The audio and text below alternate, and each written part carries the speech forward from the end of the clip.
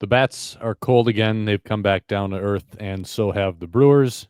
After the hot streak that we talked about last week, the Brewers have come back home for their longest homestand of the year, 10 games in 10 days, and they have dropped the first two series, going 2-4 in those first 6 games against San Diego Padres and the Atlanta Braves. Cardinals are coming to town next. This is the Brewer Fanatic podcast. We'll have all the action that took place over this last week. There was a lot of it. We got quite a few things to cover here tonight. But Spencer is the one who prepared the agenda today because I'm in the middle of working 10 games in 10 days, which means that he's going to get to go over a lot of this stuff and I can kind of sit back a little bit this week.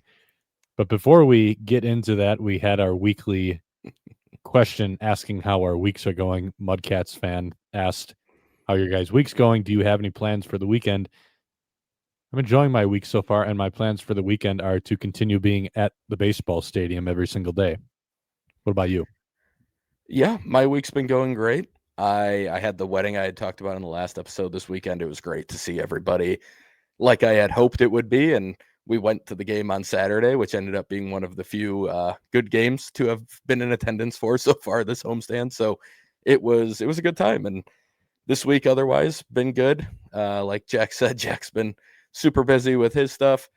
I've been slightly less busy, so I got to take the reins on this one a little bit more. So, like he said, I'll kind of walk through some of the things that he normally does with the week in review. But in terms of my weekend coming up, nothing big, which will be nice. I might try and get to the ballpark for a game or two over the weekend and see if I can make that work. So, but yeah, that's really it. And then I think we can kind of jump in here, and I will start us off, and we'll talk about this Padres series first. The Padres coming into town, taking 2 of 3 from the Brewers.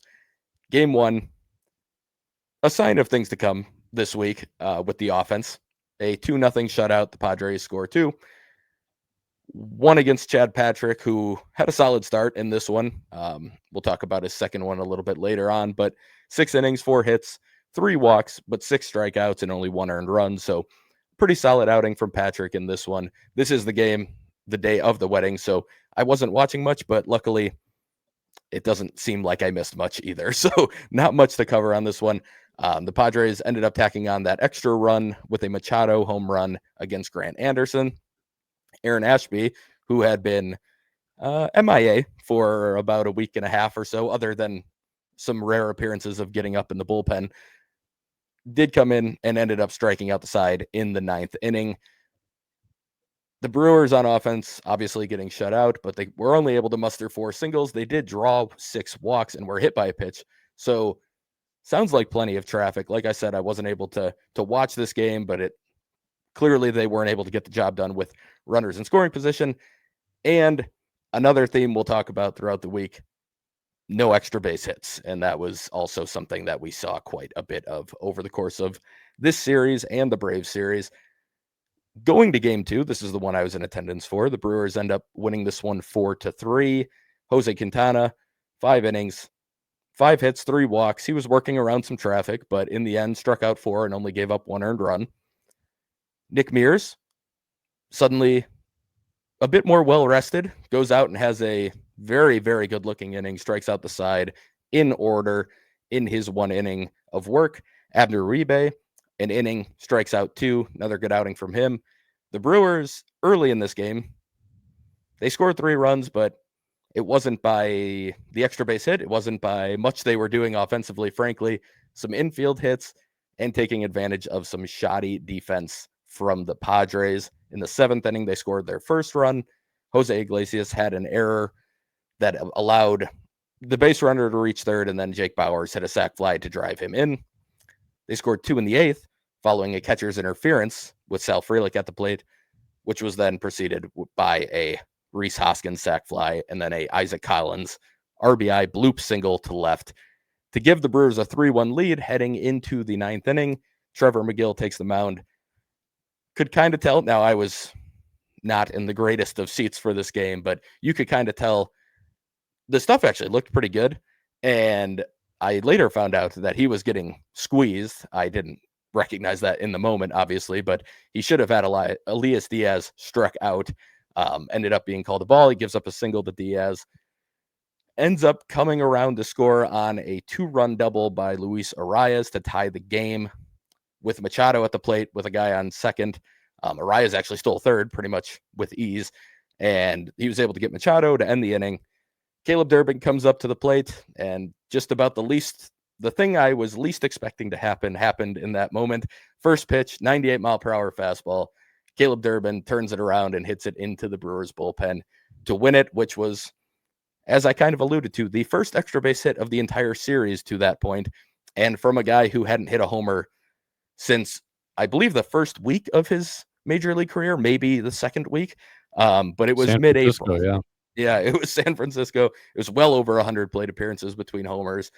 I was in the upper deck for this ball, and honestly, when it was hit, I was just like, oh, a gap shot. Like, it didn't cross my mind that it might go out. I was like, oh, nice, a double to start the inning, and then it cleared the fence. And yeah, I mean, that was obviously a very cool moment for Caleb Durbin, we've talked about a lot, and there's been some struggles, and lately the numbers look better. I know we both maybe don't buy into it completely, but a cool moment for him, and kind of it ended up being a big moment for the Brewers with this run, because it could have been an even worse looking week to this point, or homestand to this point, had he not taken that ball deep. And I think there was some momentum on the Padres side. You go into extras, you never know what's going to happen at that point. So for him to immediately end that one, a big moment for him. With him, it's funny. I think we talk about it a lot, Jack, but like, the power to the pull side is the one thing we both, I think I maybe had a little more hope for it coming into the season than you did. And this is kind of the way you can see it happen. Like, there's a decent launch angle here. He hits it, I think it was 102 off the bat, a little below 102, like 101.7 or something.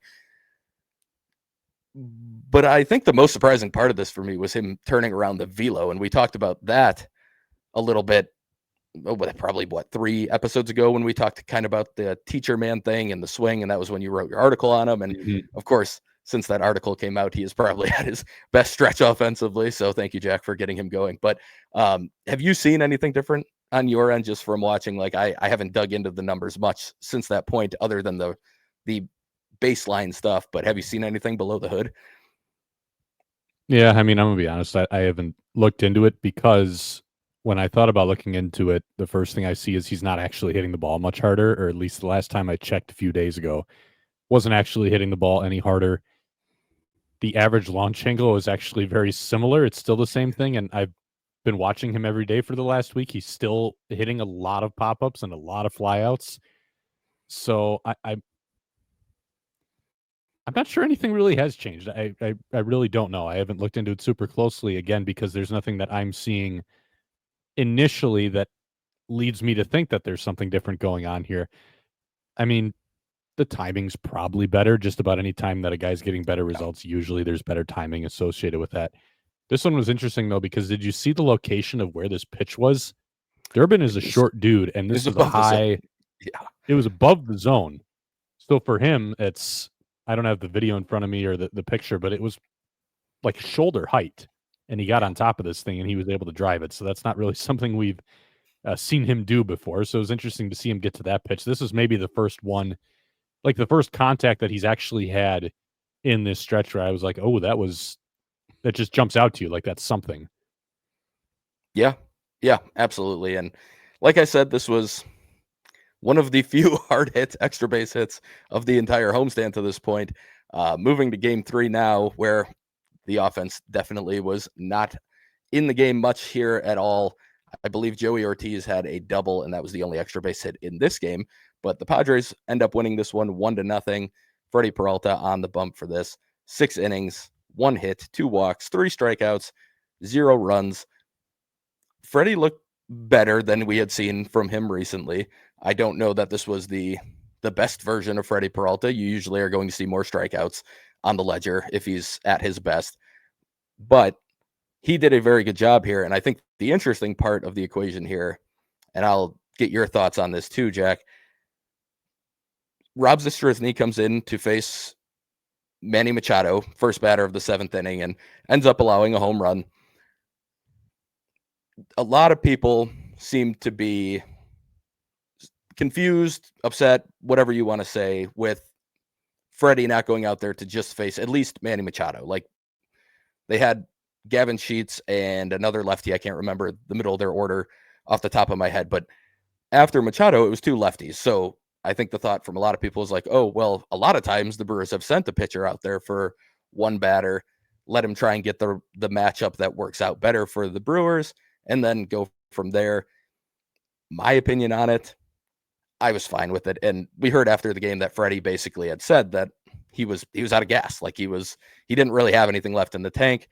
And at that point, you don't send him back out there.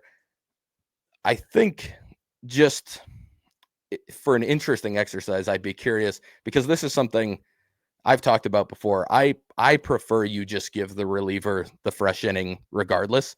So let's say Freddie had been able to go and they were only going to plan for one batter.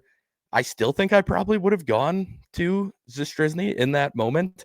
Now, the argument could be made that you maybe go to a different reliever. I think you could have probably looked at the potential for Aaron Ashby, who might be a little more likely to get some swing and miss against the middle of the order and might be a little less likely to have some issues with a guy like Machado. It doesn't really matter if you go either way in terms of like platoon splits. They're both lefties. He crushes lefties no matter what. And he also hits starting pitchers the third time through very well. And he's actually been pretty decent against Freddie in his career too. So I think all of that, when you look at it, is I think it was a reasonable move to go to the bullpen. I think maybe the question would be, would you have rather seen Ashby over Zastryzny? But in the end, you don't score any runs, you're not going to win a game. And one run allowed from a relief pitcher is just not something that I'm going to worry about too much. But if you were to go back, or if you were to have made the move in the moment, would you have maybe leaned Ashby for that situation? I don't know. It's kind of a horse apiece for me. The first thing I was going to say was going to be exactly what you said. I don't like we're going to send this guy out for one batter and then the reliever's going to come in. I like the idea of just giving a guy a fresh inning. And, there's all this stuff we can talk about with Freddie the third time through. Freddie was not getting a lot of swing and miss in this game. Like, those are things you need to weigh as well.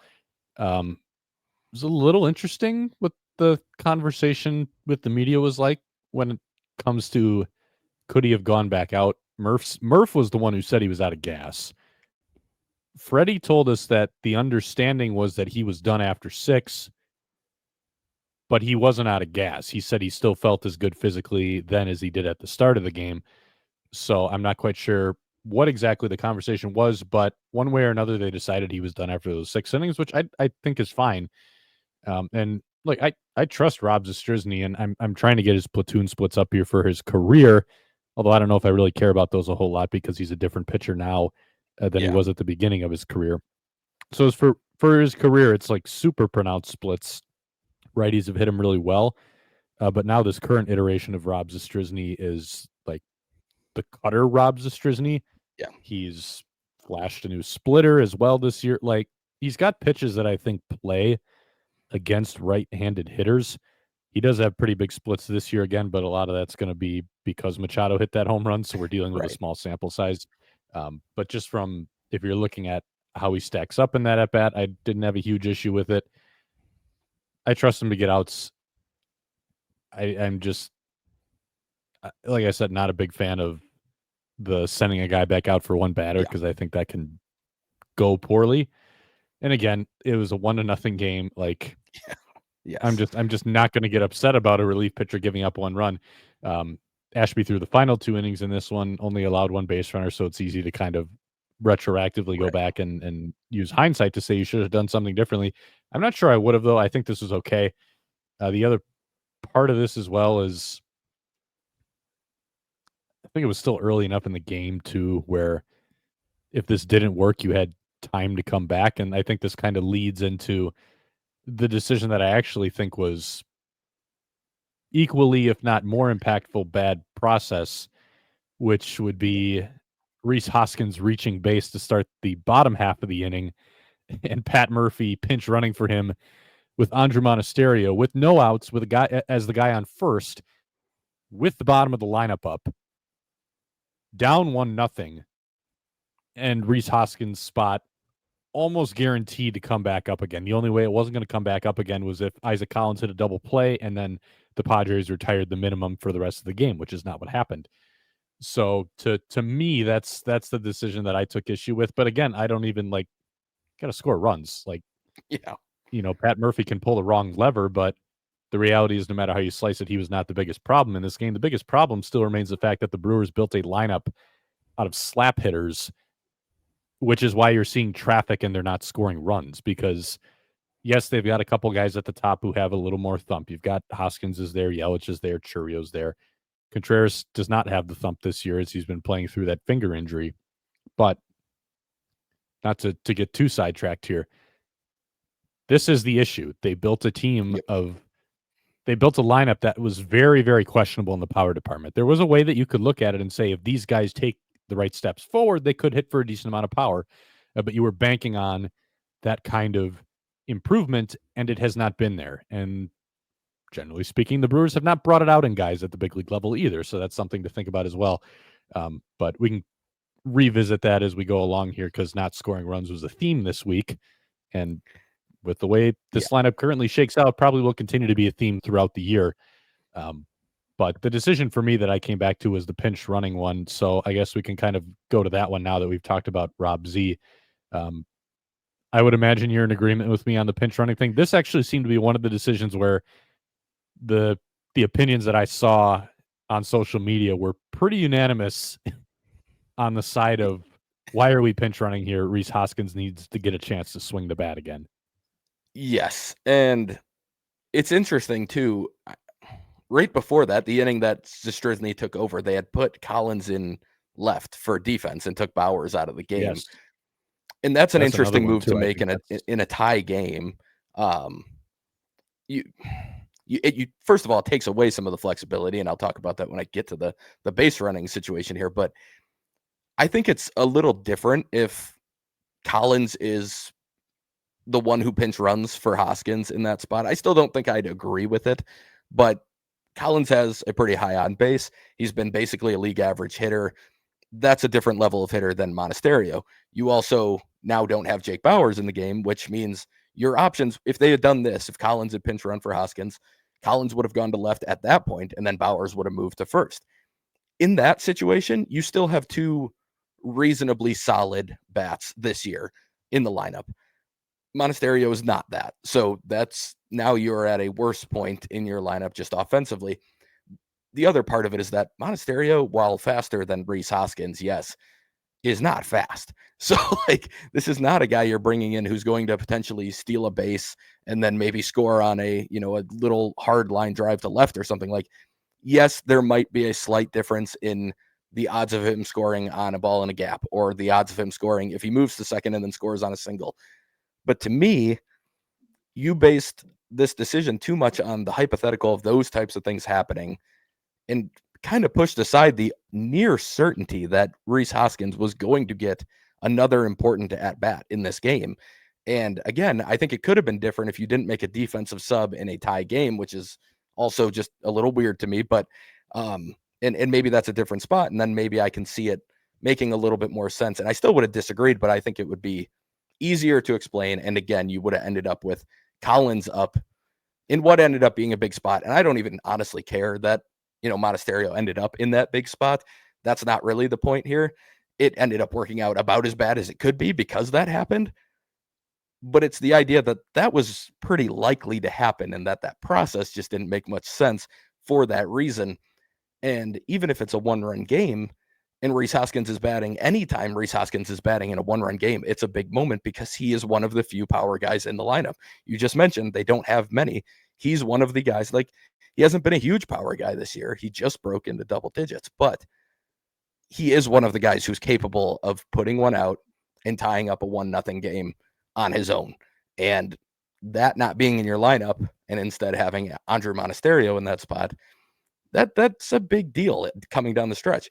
And the other part of it is, and we talked about it, if it's the 8th inning, I think it's a little different. If it's the 9th inning, it's completely different. Then, yeah, you're going all out to try and tie the game. But the 7th inning with nobody out and a guy who is one of your better hitters, and he's been your best hitter to this point this year, taking him out of the lineup just on the off chance that you might be able to score on a closer play at the plate with this guy running instead of Rhys Hoskins, like to me, that's just not very well thought out. I think it's a little too short-sighted, and it's just like, oh, we're chasing this one run right now, and I don't really care what might happen later in the game because of it. And frankly, just with where Rhys is in the order, you're also getting towards the bottom of the order most of the time when he gets on base. So it's not like you get him on base and now all of a sudden it's the middle. You've got Yelich, Churio, those types coming up. Like that's not the case either. So you're not exactly getting to a run producing part of your lineup.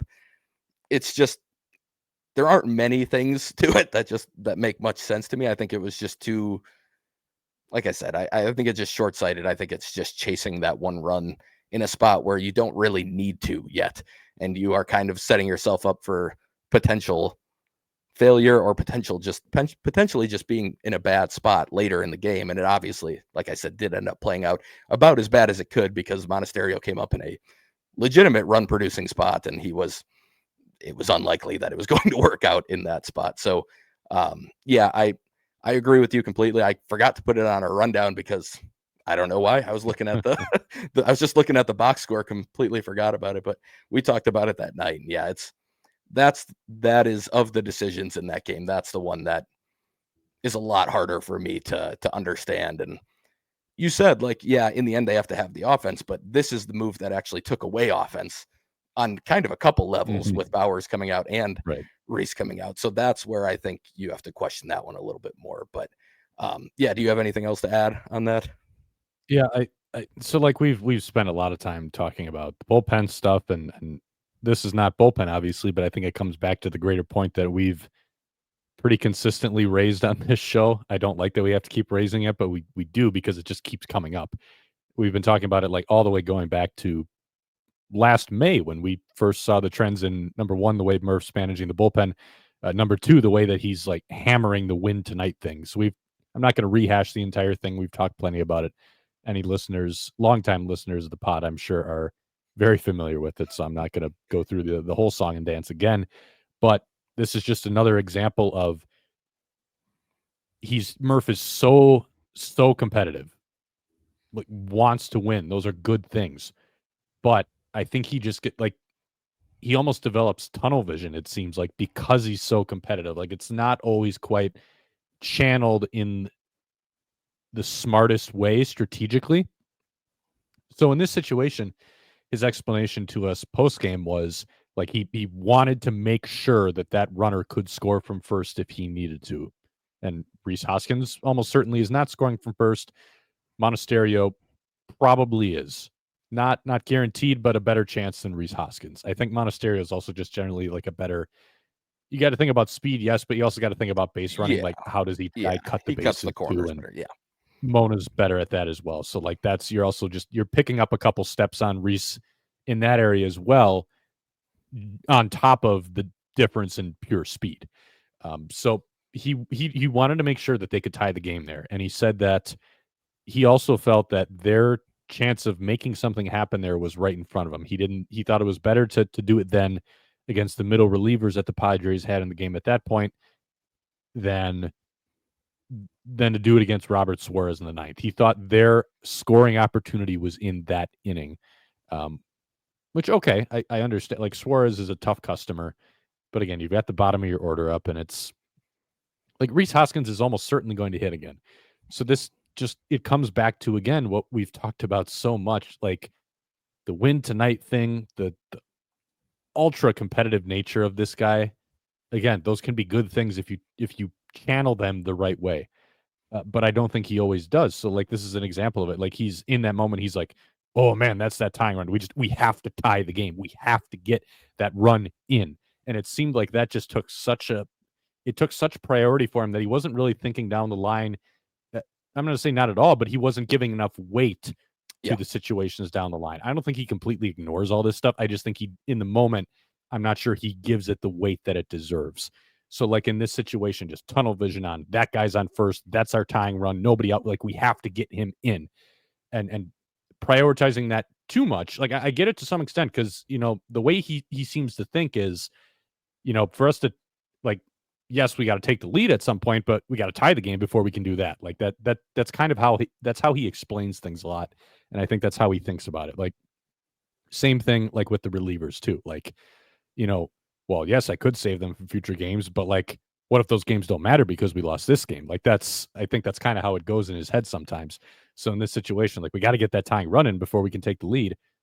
Okay, yes, but that doesn't mean you could throw every single egg in this basket and then, you're screwed if you're in the spot that came up where Monasterio was hitting with guys on base. And, I'm not going to say this did lose them the game because Rhys Hoskins has been cold lately. Yeah. So he very well could have come up in that spot and not got it done. But again, it's the process of it, like you talked about. Like, generally speaking, if you know that one of your good hitters is likely going to bat again in a big spot, you got to find a way to keep him in the game. So I think this is just another example of like too aggressively trying to chase something that was right in front of him. And that just seems to be like the consistent flaw in his in-game management. He chases things. Like, I get it. I really do. Just from a pure like competitive standpoint, he's talked about it plenty. And I do want to give him credit. Like he always explains why he does things. Not everybody's going to do that. So we dog on him a lot for disagreeing with his explanations, but he does explain things, and he deserves some credit for that. But at the same time, like a big part of his job is to just make the good process decision too. So that's, it's something we got to keep talking about. But yeah, I mean, again, this didn't lose him the game. No. The offense on the whole is the bigger issue. So I think where I'm at right now is, this is not new. Like I said, we've talked about this stuff going back to last year. But the Brewers had a better lineup last year. The Brewers had a better team last year. They just played better last year. Yeah. So I think a lot of this stuff that we talk about with Murph, it's not stuff that is going to sink a good team. It didn't sink a good team last year, a team that played good baseball. Murph doing some questionable process things, like it didn't wreck anything. And I think that's generally true. Like if you put a bad strategic manager in charge of a good roster, you're going to win games.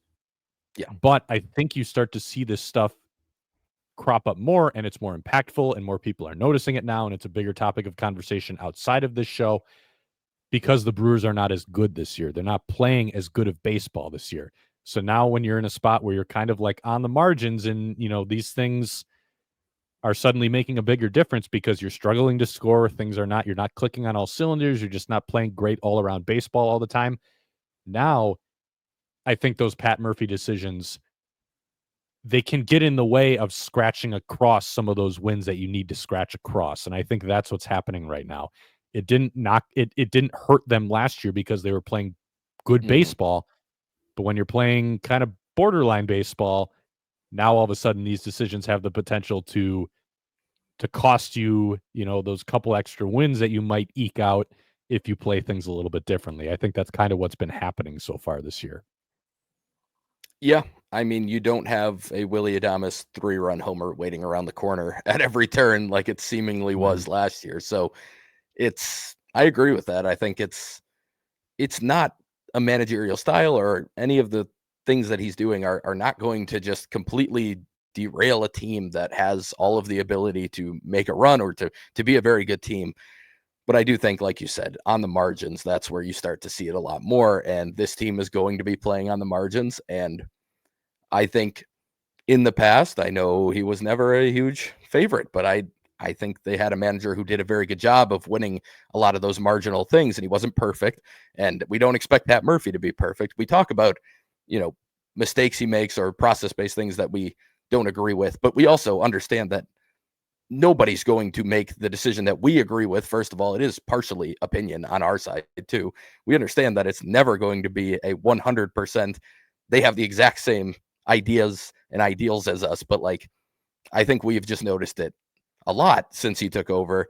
And like Jack kind of just laid out, I think it's starting to show up more now that you don't have a team that kind of pushes through it, or it just doesn't matter as much, because again, you had a team that was going to make a comeback last year, that had a more powerful offense, that was capable of turning a 2-run deficit into a 1-run lead with one swing. And this team's not really capable of that. So at least at this moment, they're not showing to be capable of that. I still think there are bats who can do those things, but they're not doing it consistently, and we're not seeing it as often as we did last year. So I think that can kind of wrap up the Padres series and head us into the Atlanta series, which was more of the same.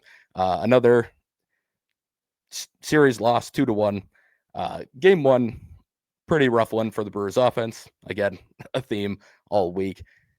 This time, maybe a little more understandable facing a guy like Chris Sale, the reigning NL Cy Young. Sometimes you're just going to get got by guys like Chris Sale, and he dominated this one. 7 innings, 5 hits, 2 walks. He gave up 1 earned run, but he struck out 11. He looked nasty. I mean, honestly, watching him, like I don't blame the Brewers in this one. Sometimes you're just going to have a pitcher who dominates you on the mound, and guys like Chris Sale are capable of that. It's been cool to see Sale turn his career back around in Atlanta, because he was one of my favorite pitchers to watch back with the White Sox. Things weren't going super well of late with the Red Sox, and it's been cool to see him turn it back around in Atlanta. But in this one, he just dominated the Brewers lineup. On the Brewers side of things, Aaron Savali, we'll talk about in a little bit here, but making his last scheduled start for a little bit here. Went 4 2/3, 5 hits, 2 walks, struck out 5, gave up 2 earned runs. One of those runs came around when DL Hall entered the game and gave up a first pitch home run to Matt Olson. Savali, honestly, I'll save this for the Miz talk later on, but he's been fine as a starter since coming off the IL. And this one was also a case of he was fine in this one. He was giving the Brewers a chance to win when he left the game. DL Hall, like I said, gave up that first pitch homer to Olson, ended up with a line of 3 innings, 3 hits, 1 walk, only 1 strikeout, and 2 earned runs, one of them being that homer, and then another run coming across later. Hall, you still would like to see more strikeouts. I mean, the overall line looks okay so far this year, but just, man, it feels like there's so much more for DL Hall every time I watch him, and then it's just not coming out. I saw your tweet about this. I didn't look much into it, but it did look like he actually purposely threw some 2-seamers this time around. Did you talk to him about that, or were you able to confirm that, or was that not an actual thing and he was just doing it on accident again, or what happened there? Because I know he added the cutter, and that's a legit new pitch for him that he's using in games, but did the 2-seam become an actual pitch that he's also trying to work in? I know I wanted to ask him about it. I haven't been able to flag him down since that game, but I mean, they looked like they were intentional, because he threw, it was like 4 of them, I think. Mm-hmm. And it was consistent, like they moved the same way every single time. So I would not be shocked if, I don't have the story. I want to try to talk to him by the end of the homestand. I wouldn't be shocked if he threw that pitch and on accident in his first outing, and maybe somebody said to him, "Hey, we might as well try this." I thought it was interesting to watch this game just for like the mix he used, though. Everything, like, did not throw a lot of 4-seamers. It was a lot. The cutter was the most used pitched. If you look at his pitch usage for this game, it was like just about, it was like almost equal usage, not identical, but pretty close for like cutter, slider, 4-seamer. Changeups were in there a lot early on too. Like, it's unfortunate that this is how he has to pitch, but this is probably how he has to pitch now, because he just doesn't have a single good pitch really. So he's just going to have to kind of turn himself into now like that Colin Ray, or the guy he followed, Aaron Savali, like just got all these pitches, and we just got to use them all and hope that the results are okay. And he's just probably not going to dominate anyone really. Like, again, this is another outing where it's just, they don't look uncomfortable with the swings. Like, they're not hitting him hard, but like you can tell, it's not deceiving anyone really. No. Yeah, it seems like the only time he gets any sort of not good looking swing is with the changeup, and even that's not a great pitch, and it's not something that seems to be getting awful swings against it. But if you see one, it seems to be that pitch. I think he can I could see the changeup playing a little bit better now that he might be actually throwing 3 fastballs. Just gives different tunnels he can use for the changeup, because a lot of times, while he didn't do it super well in terms of command. You wanted the four seam at the top of the zone. Makes it a little bit harder to work the changeup off of. Now that you maybe have a two seam, a cutter, you can run those down in the zone a little bit more often and then get that changeup to play off of it a little bit. But yeah, it's been a little disappointing to see it just not click. I thought it was starting to a little bit in AAA. You saw the velo going up a little bit. The shape of the four seam was looking better, and it was like, oh, maybe it is going to happen this time around, especially in a shorter roll. But like you said, that hitters don't look uncomfortable against them, and that's usually the most surefire sign. I think that's why when we see Aaron Ashby pitch, we're like, he gets some pretty awful swings. Like, yes, things aren't perfect. Command can be all over the place, but he will get some very, very uncomfortable swings against him in the box. And that's always a sign of And like, yeah, bad the takes stuff is too. there. Oh, yeah. Yeah. He'll get, I mean, a Bad curveball takes. will Like land that's a big part of it too. middle We got to middle. talk about that too. Yeah. Like when he drops a breaking ball in, you can see guys are just kind of, you can Oh, see yeah. like their body language in the box and how their body reacts to that, where you can see like, no, yes, it's not a swing and a miss, but they didn't swing because they just did not, like, they could not read that pitch. They couldn't really Yeah. pick it up well. You don't see Luis Arias kind of run out of the box on a pitch that lands in the zone very often, and he did do that against Aaron Ashby in that Padres series. So yeah, I mean, Hall, we'll have to see where it goes. I think it's interesting that he's kind of becoming a kitchen sink type of pitcher, and we'll just have to see if that ends up working out for him. But the final reliever to pitch in this one was Grant Anderson. He went an inning and a third, hit or gave up 3 hits, also walked 3, only struck out 1, and gave up 3 earned runs. He was optioned to AAA after this game or the following morning, and Easton McGee was recalled. I think you and I were already talking about it a little bit. Seemed like a pretty clear outcome there where he was kind of getting hung out to dry. Clearly didn't have it. Couple outings in a row where he maybe hasn't looked as good as we had seen him at times. Another guy who's been used a lot. So maybe not the most shocking that he might wear down a little bit right now, but with options, made sense to send him down and bring McGee up. McGee would end up pitching in game 3 of this series, which we'll get to in a minute. But game 2, the Brewers' lone win in the series. They took this one 4-1. Quinn Priester on the bump, 6 innings, 7 hits, no walks again, 7 strikeouts, and only 1 earned run. So Priester, different plan of attack on this one. I shouldn't say plan of attack, but the way they ended up attacking was a little different. It seemed like he wanted to go sinker early, like he always does, and like has been using.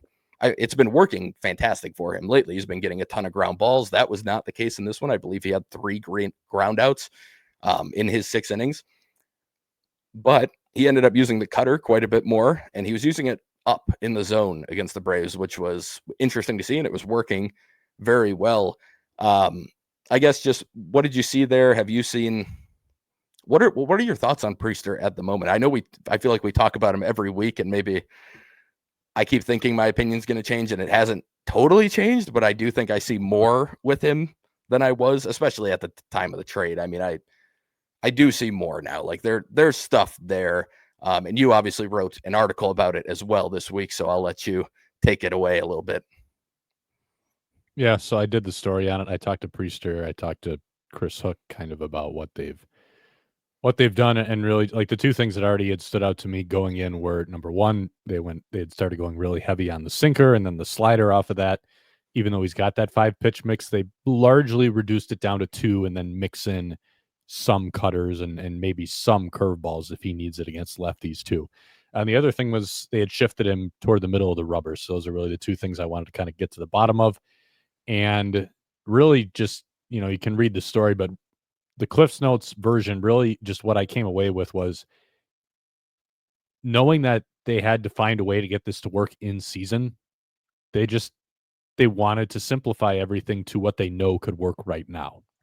And what they knew could work right now is if they got Quinn Priester in the strike zone with that sinker, they believed it could play. And that's largely been the case so far. Like heavy sinker slider, getting a lot of those ground ball outs. The walks still not great, but since he scooted over to the middle of the rubber, the walks are down. The walks are down a good deal. He was in the zone a little bit more, but I think the thing that actually made the greatest difference was his first pitch strike rate once he moved over on the rubber skyrocketed. And, you can be throwing the same amount of strikes, but if you're throwing those strikes when you're ahead in the count, as opposed to throwing those strikes when you're trying to get back into the count, that makes a world of difference. I mean, it can be like the exact same pitch, but Mhm. just that context of the count and what the hitter's got to be doing, like what mode the hitter is in that situation, that makes a big difference. So for most of these starts, really what he was just doing, especially on the stretch where he was pitching well, was basically just early in counts throwing a ton of sinkers right down the middle. I mean, Mhm. I've got quotes from Priester and from Chris Hook in there where they got together and they said, hey, like, we literally just need you to throw sinkers down the middle. That's how much we like this pitch and how well we think it can play. Just attack guys and throw sinkers down the middle. I think like the quote that I had in the tweet when I posted the article on Twitter was like Priester saying it's literally just get out there and throw the ball hard down the middle. Like Yeah. that's all I'm trying to do most of the time. And it's worked for him. Funny enough, the morning that goes up, he actually goes out there and they use a game plan, or they end up using a game plan that's way different than what they had been doing for most of these starts. And I don't know that this means we're going to see it that much more moving forward. Like Hook had told me that they felt that they think there's something there with the cutter. They think there's something there with some of the other pitches, but they need to work on those before they Yeah. really think that they can go into using those more in games. Because again, that was a big part of it too. Like just the difference between what can you do with a guy in season versus what kind of development needs to happen out of season, and that's what makes Priester a really interesting case study. Is that he's a guy who the Brewers are trying to develop long term. He's a long term development project, but they also needed him to figure it out this year too. And those are kind of two different things. Like I said, what can you do with a pitcher that you can fix on the fly in season, and then what can you do long term? So the long term stuff is like a lot of, the secondaries, just making him more well rounded. Because Hook said, like, once we figure that stuff out, I do think there's more swing and miss in there, is what he said, and I think he's right. Because when they first acquired Priester, we had kind of talked about like the breaking stuff is what jumped out. Yeah. It was more so can the fastballs play? Like the breaking stuff has always gotten whiffed for him. It's just does he have usable fastballs he can get ahead with and do all this stuff with.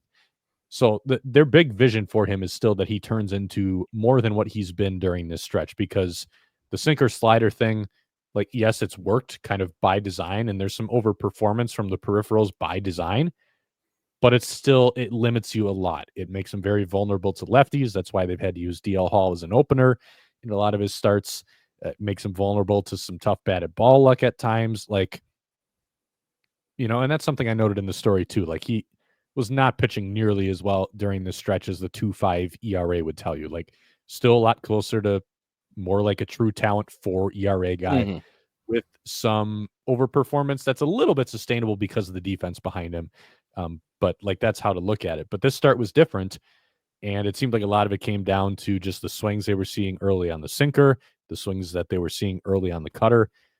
We've ragged on William Contreras a lot on this show, especially for kind of what we've perceived as an inability to go off of like the fastball heavy plan going in when the swings aren't good. But both Pat Murphy and Quinn Priester said that it was kind of William Contreras who Yeah. noticed like, hey, they're turning around these pitches that are moving arm side. They're turning around these sinkers to the pull side, line drives, fly balls. When they did hit ground balls, it was a lot of like hard hit ones right up the middle for base hits. So they started going as the game went on to a lot more of these high cutters, the sliders. As far as like the high cutters too, I don't think I don't think this is something that gets talked about enough when we talk about cutters. Like if you throw a cut ride as opposed to more of like a slidery kind of cutter, if you throw a pitch that's more like a fastball that cuts, so it's got the carry of a fastball and it cuts, that's a pitch that often plays best at the top of the zone. Yeah. Like Chad Patrick throws one of those, or Patrick throws two versions of it. Basically, he Right. throws like the cut ride, or he can make it more lateral to get the swing and miss, if he wants it just like breaking down and away from guys. But he uses like the cut ride a lot at the top of the zone. Quinn Priester has the cut ride. It's basically like what he turned his four seamer into, because his four seamer would have a little cut sometimes. So now it's just a cut ride cutter that plays at the top of the zone. Like you can get some very uncomfortable swings there. It's just a weird look. So I think that's part of what was going on here. But again, like, yeah, a much different way to get to the success than what the Brewers had mostly been doing with him. Do we continue to see it? Maybe, like if the cutter is suddenly making strides that kind of came on like even quicker than they were thinking, maybe it's something they use more. But I think a lot of it in this one was just like, hey, they can't hit this tonight, so let's Yeah. let's keep throwing it. And it certainly worked out for him. Like you can kind of see though, like this opens up more doors for him when he is able to get the swing and miss. So I think this was closer to maybe what the long-term vision can look like, but so far the short term, how do we make it work right now, has been slide you over on the rubber. Let's just get a ton of sinkers right down the middle and watch guys pound it into the ground. Yeah. Yeah. It's interesting to see. Like you said, I think just giving William Contreras some credit on that too is something we should definitely do, because we are usually pretty hard on him. But I did hear Priester say it right after the game that, William came in to the dugout and was like, hey, we gotta start using the cutter a little bit more, because these guys are just sitting trying to get under. It sounds weird, but get under the sinker, like you're trying to actually get on plane with the sinker. So now the cutter can kind of get in on their hands, especially against the lefties when you get it up, like you said, with that cut ride shape. So, yeah, I mean, this was obviously, pitching was rarely the issue this whole homestand to this point anyway, but this was a very good outing from Priester, followed up by 2 scoreless innings from Abner Uribe. McGill comes in, closes this one out, striking out 2 in a perfect inning. He got some pretty bad swings against the curveball in this one, so that was nice to see, which isn't that abnormal, but he got some really bad swings. Like he got some that were bouncing in front of the plate even, so guys were really struggling to pick that one up. On the offensive side, Jackson Churio had a 2-run homer. Jake Bauers had a solo shot, and William Contreras ended up drawing a bases loaded walk for the 4th run. Brewers had a little bit of a chance in that inning to put the game away and potentially not have to use guys like Uribe and McGill to finish this one out. Like we've talked about before, this is part of the issue with the bullpen usage, is that the offense hasn't been able to quite put games out of reach, even when they have the opportunity to, and that happened again here. Luckily, the bullpen is in a better spot right now, so it wasn't as big of a deal. Uribe getting 2 innings again was interesting. It was a very low pitch count in his first inning. I believe it was 8 or 9 pitches, and it was still a reasonable pitch count by the end of the second inning, but just interesting to me that they used him for 2 again. I'm guessing he wasn't going to be available the next day, and they figured they could go throw him for 2, but yeah, I mean, hard to argue with the results on this one. Bullpen did a good job, and the offense did enough to get it done. But game 3, offense, again, not really showing up much. And this time we got our first truly rough start from Chad Patrick. We've talked about how we don't feel some of the things he does are sustainable, but he had yet to give up more than 3 earned runs in any start to this point this year. So regardless of how he was getting it done, the results have obviously been very good for Patrick. This one, the Braves end up winning 6-2.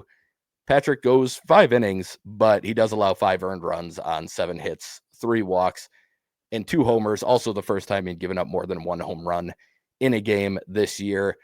He did strike out 8, so it was a weird Chad Patrick game. A lot of strikeouts, some homers you don't normally see. His velo was up a little bit early on. I don't know. It was probably the hottest game, or one of the hottest games he's pitched in this year. So the command wasn't there and the velo was up. You always wonder if, maybe the ball's a little slicker, sweaty, you're throwing harder, but are you commanding it as well? Like I could see that maybe playing in here a little bit, because the command did not look like it has to this point, or most of the time to this point. But yeah, I mean, his first rough start, I don't know if you have anything you want to talk about there, but to me, this is just one of those games. I don't think there's too much to dive into. And like I said, it was interesting to see 8 strikeouts on top of everything else. Yeah, I don't really have a lot on this one. Just one of those days. I mean, that's how Patrick described it, one of those days, and Yeah. I think that's kind of accurate. You don't really need to say a whole lot more. Yeah, agreed. On the offensive side, the Brewers, like I said, scored 2 runs. Reese Hoskins did hit a solo home run. Eric Haas had a RBI double late in the game that brought it from 6-1 to 6-2, but Nick Mears was the first out of the bullpen in this one. Went 1 inning.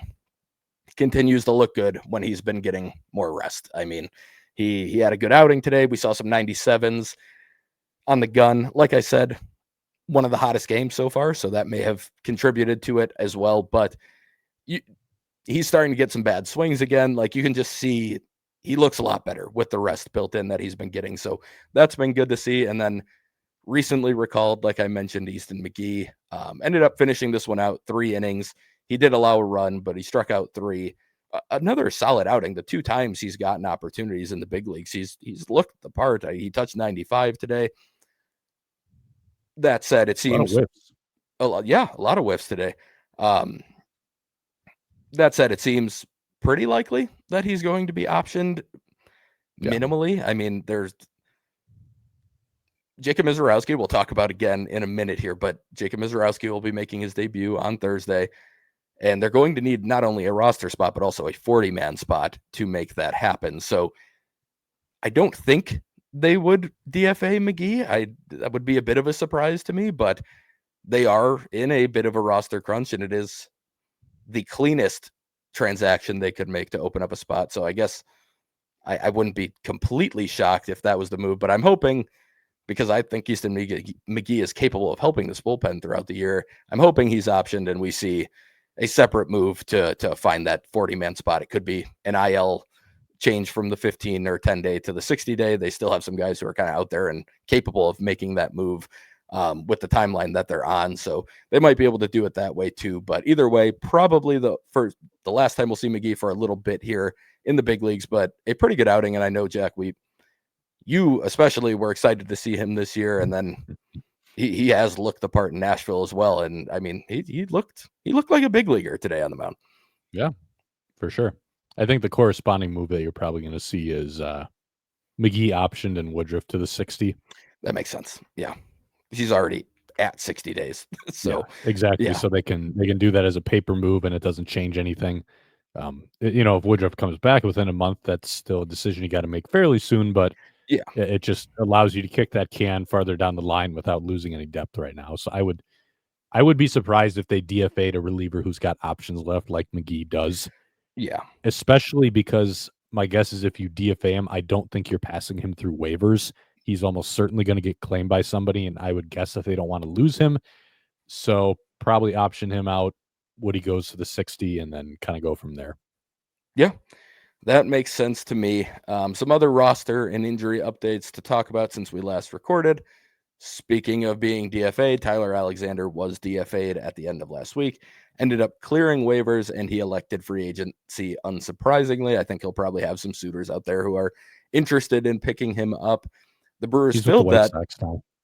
Oh, did the White Sox pick him up? I missed that one. The White Sox signed him it was like a day or two after he elected free agency, and he already pitched in a game for him too. Oh, all right. Well, he is a White Sox now. So, and unsurprisingly, like I've said, that the White Sox have targeted former Brewers pitchers.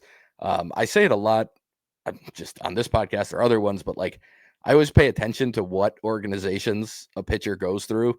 Like, he was a Ray, he was a Brewer, he's now a White Sox player. Like, the White Sox are kind of an underrated pitching development organization right now, and I think it only got better with the addition of a Walker McKinven type to their staff.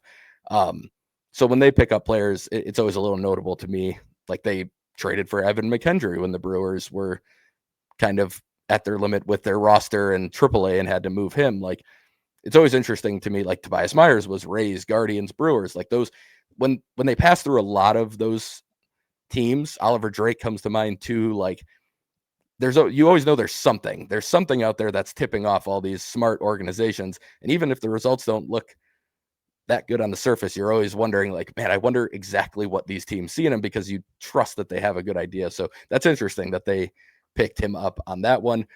The Brewers filled that open 40-man spot by claiming Drew Avens off of waivers after he was DFA'd by the A's. He was assigned to Nashville. He's already played in a couple of games down there. Very fast. It does look like he's a solid defender. I didn't watch video, Jack, but I did look up some scouting reports on him.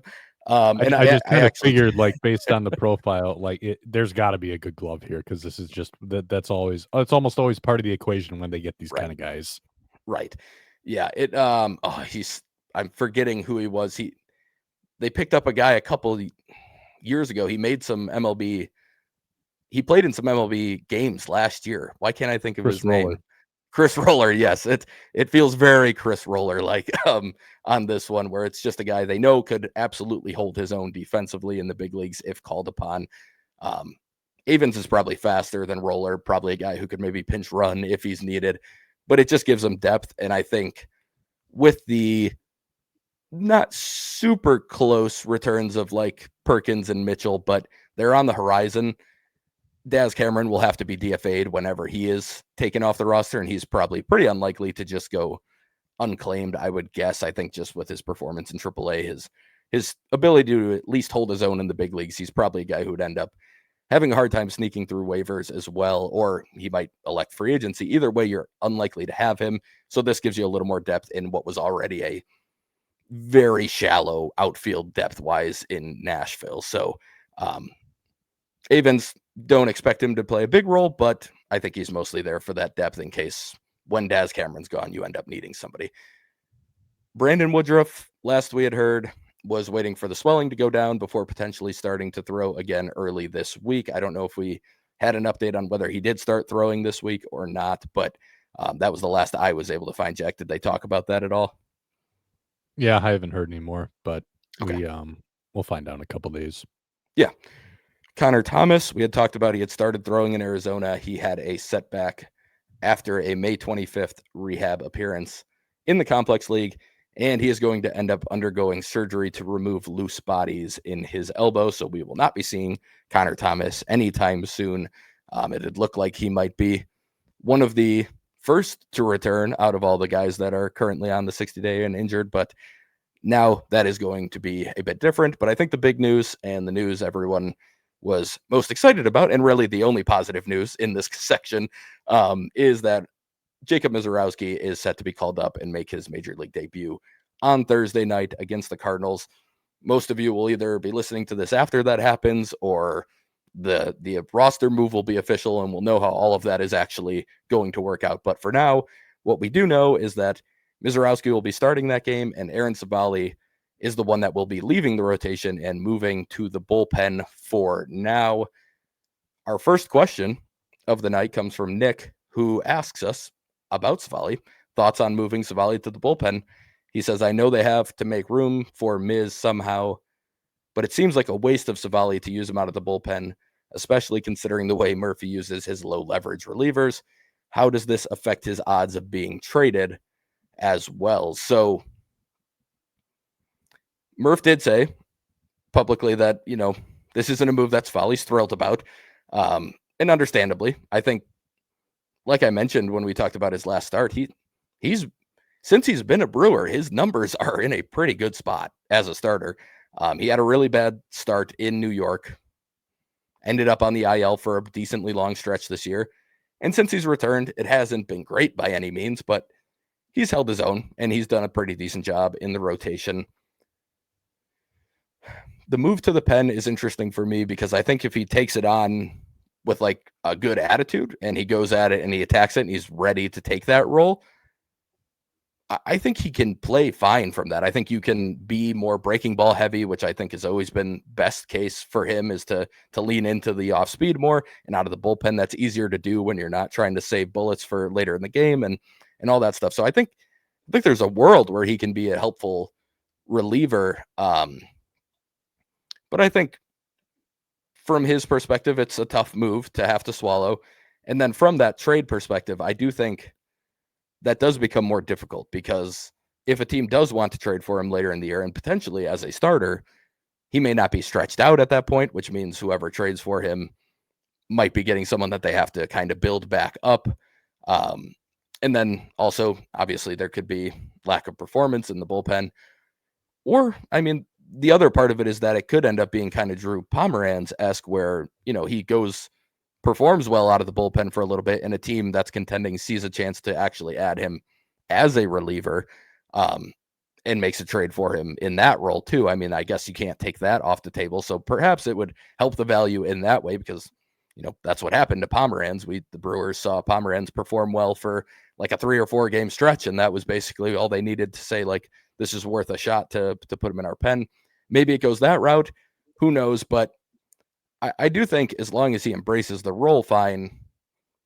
I don't think he's going to be like unable to help the bullpen. I think there can be a role for him that's decently helpful. Now the interesting thing is, does he go into that long leverage relief that he talks about, or the leverage long relief that Pat Murphy talks about with Hall and Ashby, or does he become more of a guy who is maybe it's not the same type of stuff. I don't expect a velo jump like we saw with Joe Ross, but does he follow that where he's maybe a 1 to 2 inning guy where you let the breaking ball play up more, like I said, and it'll be interesting to see. But Jack, I don't know what your thoughts are on him moving to the pen, and do you think it hurts his odds of being traded? Do you think it that maybe changes them at all?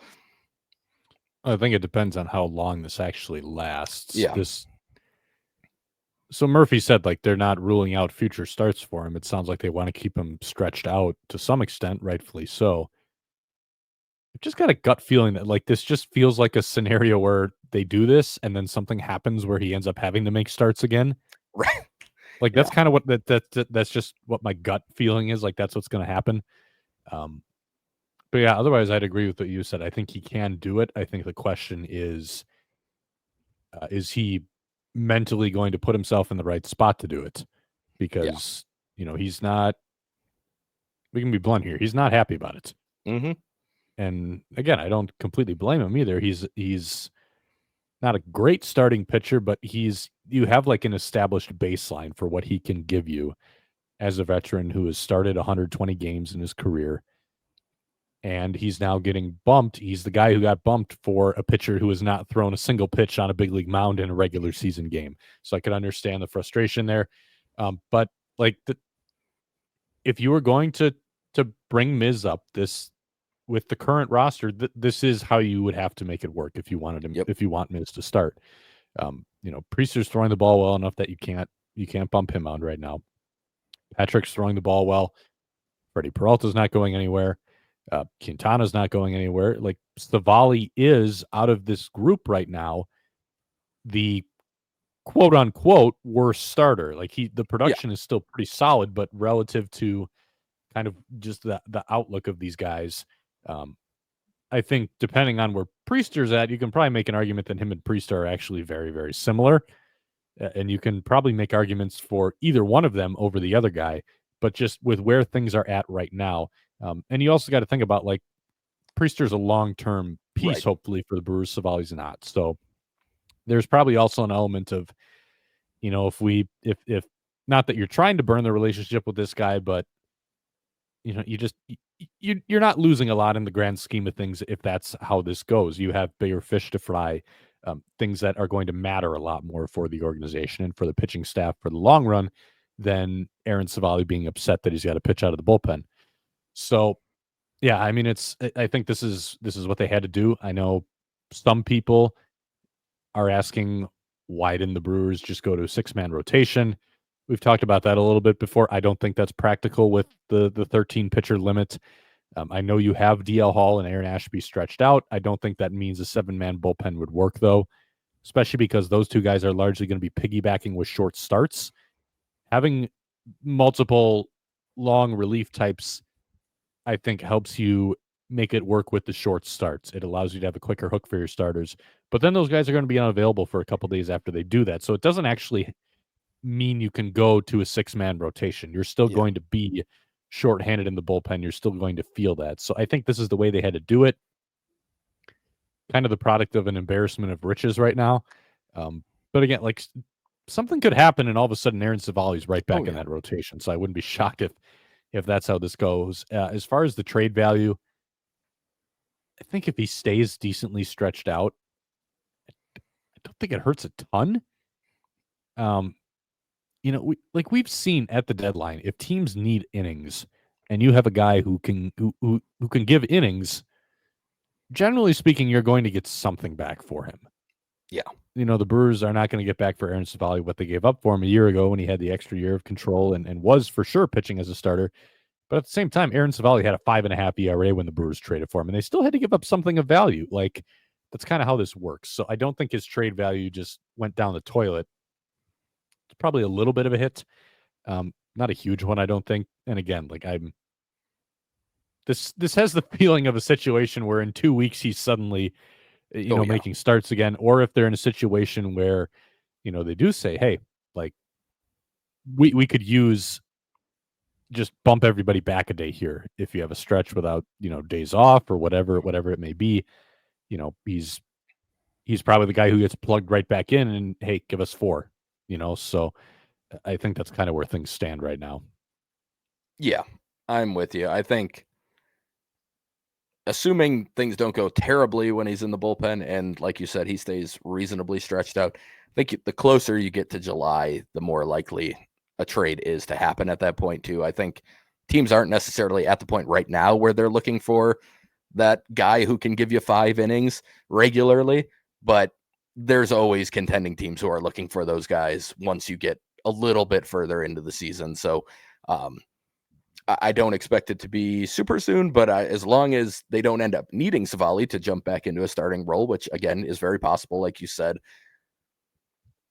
then I think we do end up still seeing him get traded. But yeah, it's going to be for like a lottery ticket. You're not getting much in return for an Aaron Savali at this point. Maybe you find a team that has a starting pitching need and again like some infield depth that is reasonably interesting that the Brewers think they could maybe play over Joey Ortiz or Caleb Durbin or something. But that's probably the most upfront value you could possibly get for him, I would guess. But I think the bigger news here in this whole transaction is that Jacob Misiorowski is making his major league debut.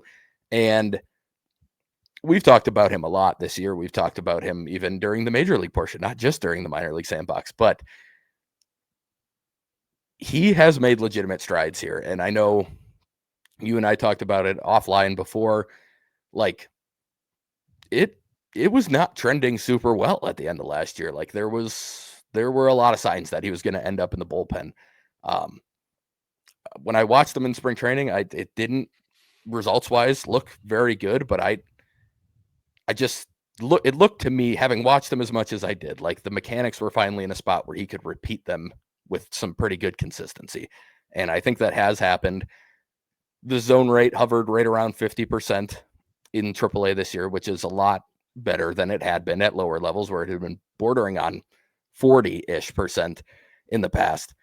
So he's getting the chase with the fastball. I mean, this is a legitimate 4-pitch mix from a guy who added a changeup.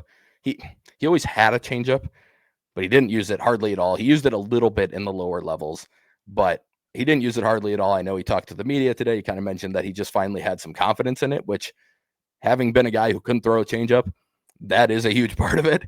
I could throw it in a bullpen, but if I got in a game, I had no confidence in it. And when I would try and throw it, I mean, it was horrendous. I spiked a couple that hit the grass. Like it was bad. So I get that feeling. I understand it.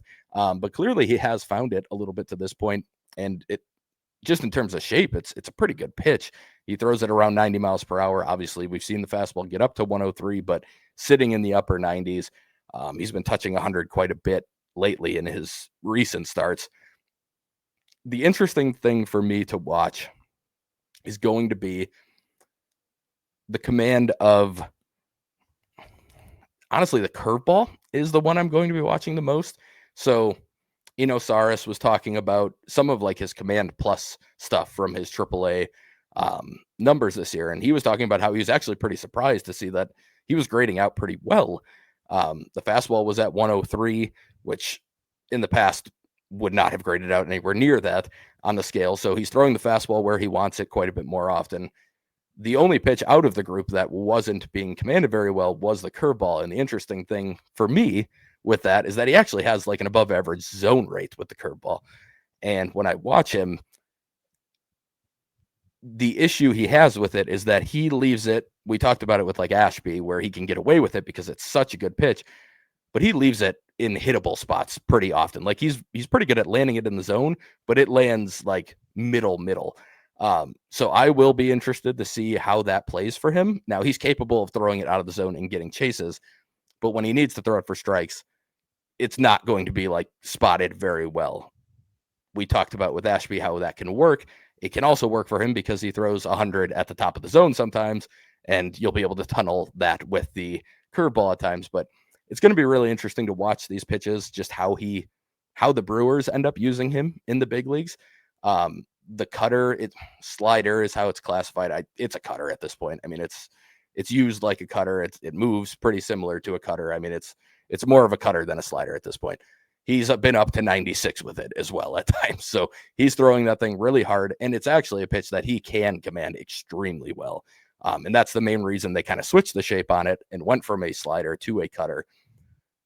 I'm going to be really interested to see how that plays at the big league level, because it's probably the worst pure stuff-wise of his pitches, but it's still a mid-90s cutter coming off of a disgusting fastball and a really good curveball and an improved changeup that grades out extremely well.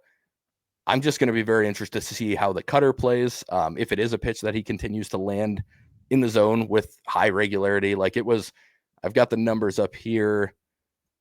The cutter was it was a 55% zone rate for him in AAA. So well above average on that pitch. And it didn't get a ton of whiffs, doesn't get a ton of chase.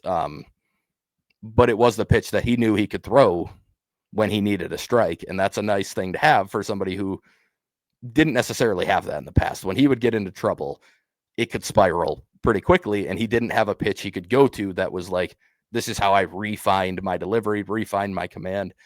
He found that this year, and I'm going to be watching that closely to see if it is something that he uses in that way, or if it's something they use a little more heavily than he did in AAA. But overall, this is about as exciting a pitching prospect as the Brewers have called up since the big three, really, since Freddie Peralta, Corbin Burns, and Woodruff. You could throw Ashby into that mix probably, but it's going to be very fun to watch him. I will say I have no idea what's going to happen in that first start. I remember Aaron Ashby's first start. I don't think that is out of the question for a guy like Miz.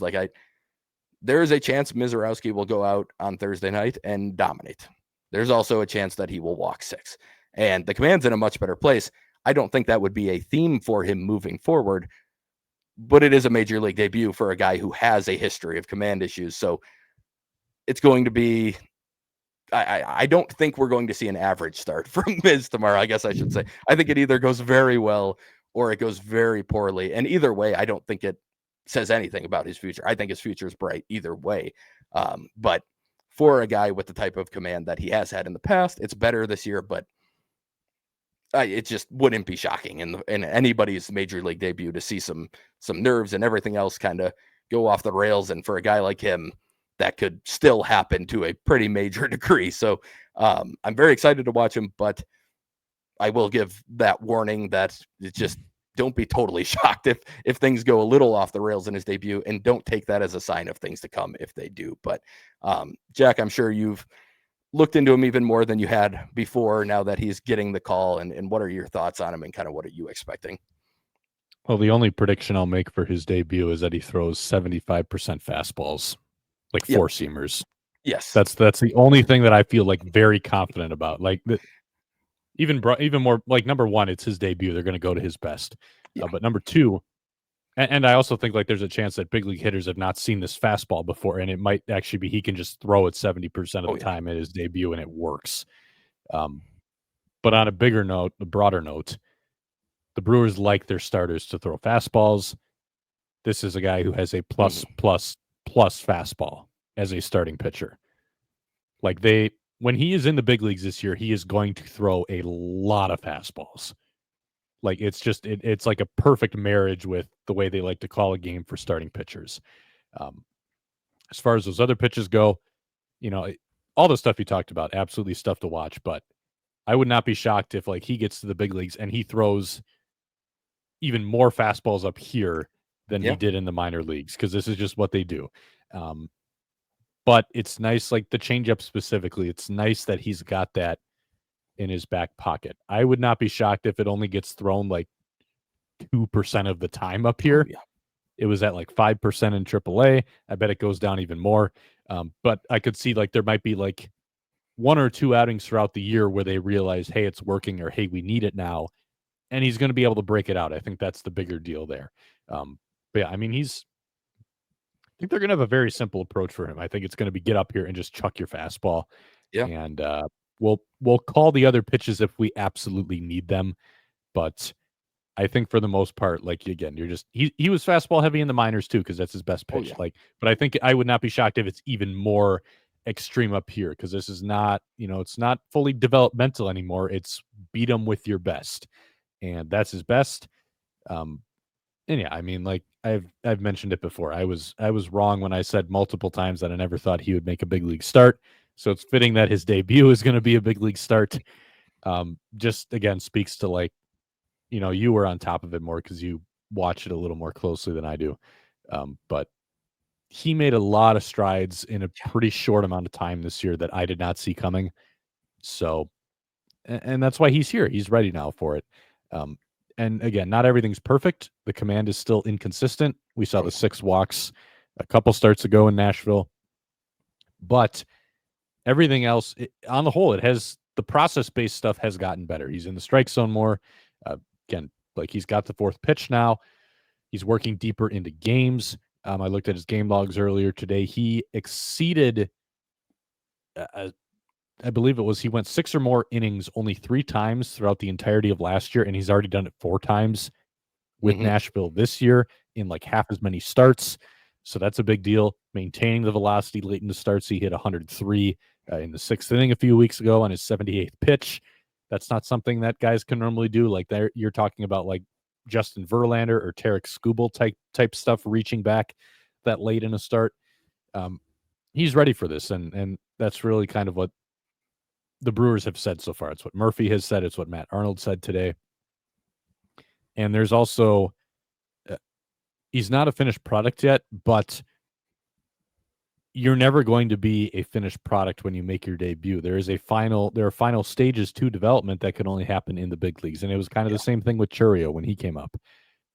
Like a big reason he skipped AAA was number one, he signed the extension, so there was no service time, garbage going on there to worry about. But number two, there was just nothing for him to learn in AAA. Like the next step for him was you got to be tested, and the next test comes at this level, and I think that's where Miz is too.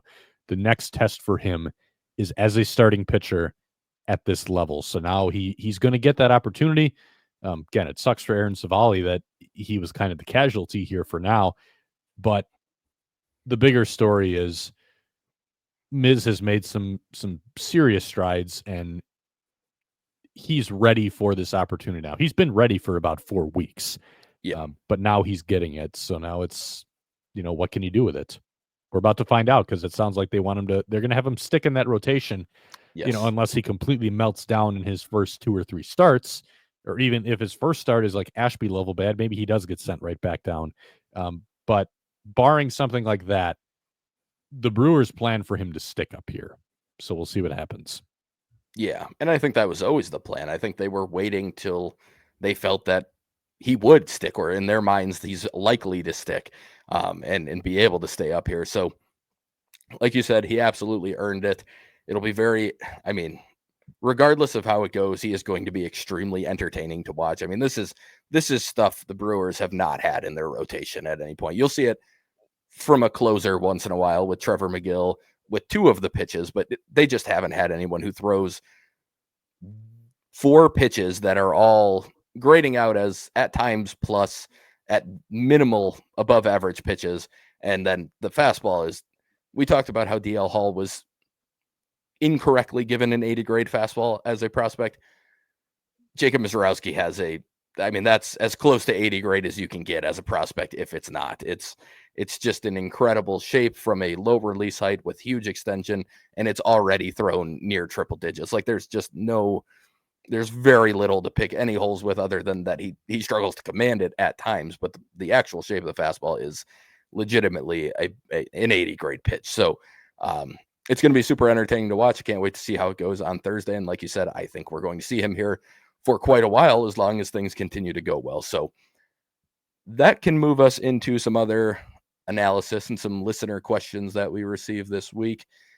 As we mentioned throughout, the Brewers bats went very cold again this week, scoring only 3 total runs in the 4 losses. I don't think I updated that with the 2 runs that they scored today, did I? Or I'm trying to think back now. Either way, they did not score much in the in the losses. Oh no, that's correct. Yeah, only 3 in the 4 losses. That's terrible.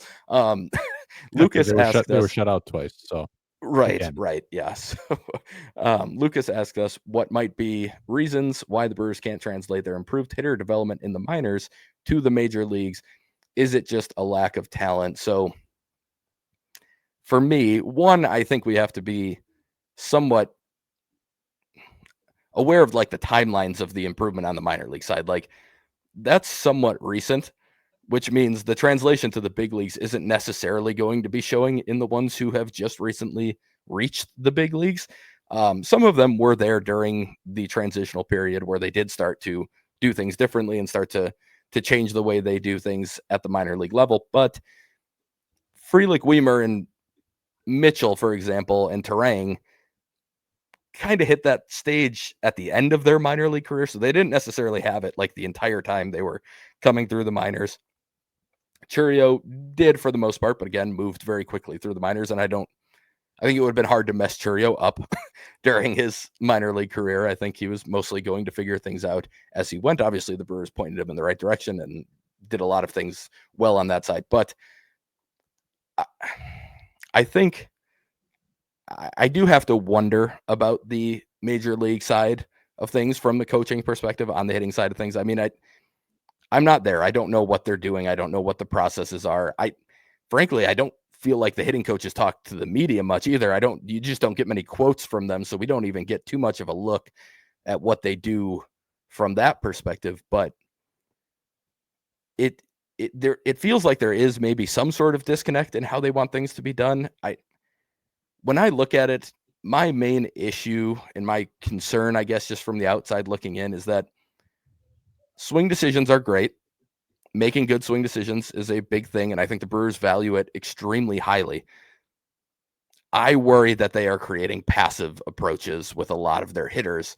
I think, was it the Luzardo? I think it was the Luzardo game that they talked about how they wanted to jump on him right away.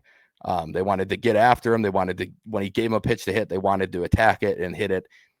And obviously, this is confirming my priors by just taking that game and saying, well, they crushed the ball in that game. But like, they did. And it was against a guy who was fantastic coming up to that point on the season. And they were aggressive, and it was early. Like, we want to get a pitch to hit and attack it. And I just, there's a level of like Jackson Churio Jackson Churio swings early too often. He swings aggressively too often. But I do think they're it just feels like they want to see pitchers. They want to get pitchers out of the game. They want to see a bunch of pitches and get to the bullpen. And to be fair, the Brewers have been pretty good against bullpens this year. They have struggled against starters. They've been better against bullpens. But that also actually leads to my point a little bit. And it's like, well, when a reliever comes in, you're no longer worried about making him throw a bunch of pitches. You get a little more aggressive. You start to just take what they give you right away. And I don't know. To me, when I look at the Brewers' approach, that is one of my bigger concerns, or just the thing that stands out to me. I also just, it feels like they struggle to get guys to hit the ball in the air, especially to pull it. And I don't know if that is because they don't care about it, or if they're just not very good at getting guys to do it. Caleb Durbin's the only guy on the team who like does it with regularity, and he's one of the softest hitting dudes on the entire team. So it doesn't actually help him a ton, or frankly, in the entire league, I should say, for Durbin. But those are the things that stand out to me. And when I hear them talk about things in the minors, like Brenton Del Chiaro was talking about it on the Just Baseball, the Call Up podcast, and he had a bunch of really good info on there. And when he talked about approach, he even mentioned like some of these guys are being too passive. Like, we want them to be a bit more aggressive. We want them to, have good swing decisions, but also we can't be having swing rates of 30%. That's just not going to work. And it's just, now the Brewers don't have anybody, to be clear, that have a swing rate of 30% at the big league level, but still, it just feels like maybe a little bit different in terms of their phrasing of things in the minor leagues from what I hear, and then what we hear at the big league level. It does sound a little bit different. And he talked about how Wilkin was maximizing, his ability by pulling the ball in the air this year. And that was something they wanted him to do more often. And like, when you hear that, that doesn't necessarily come up as much. And again, we don't get a ton of quotes. That might be the phrasing behind the scenes, but it just from what I hear and what I've been able to pick up on, it feels a little different in that regard. So I wonder if there's a different type of approach when they get to the big leagues versus what they're being taught in the minor leagues, and whether that is kind of being lost in the shuffle once they come up. I don't know, Jack, you might have more information on it than I do, but that's kind of where my head goes when I read this question. You want to hear something interesting that I've noticed? Sure. Just from being at the ballpark every day.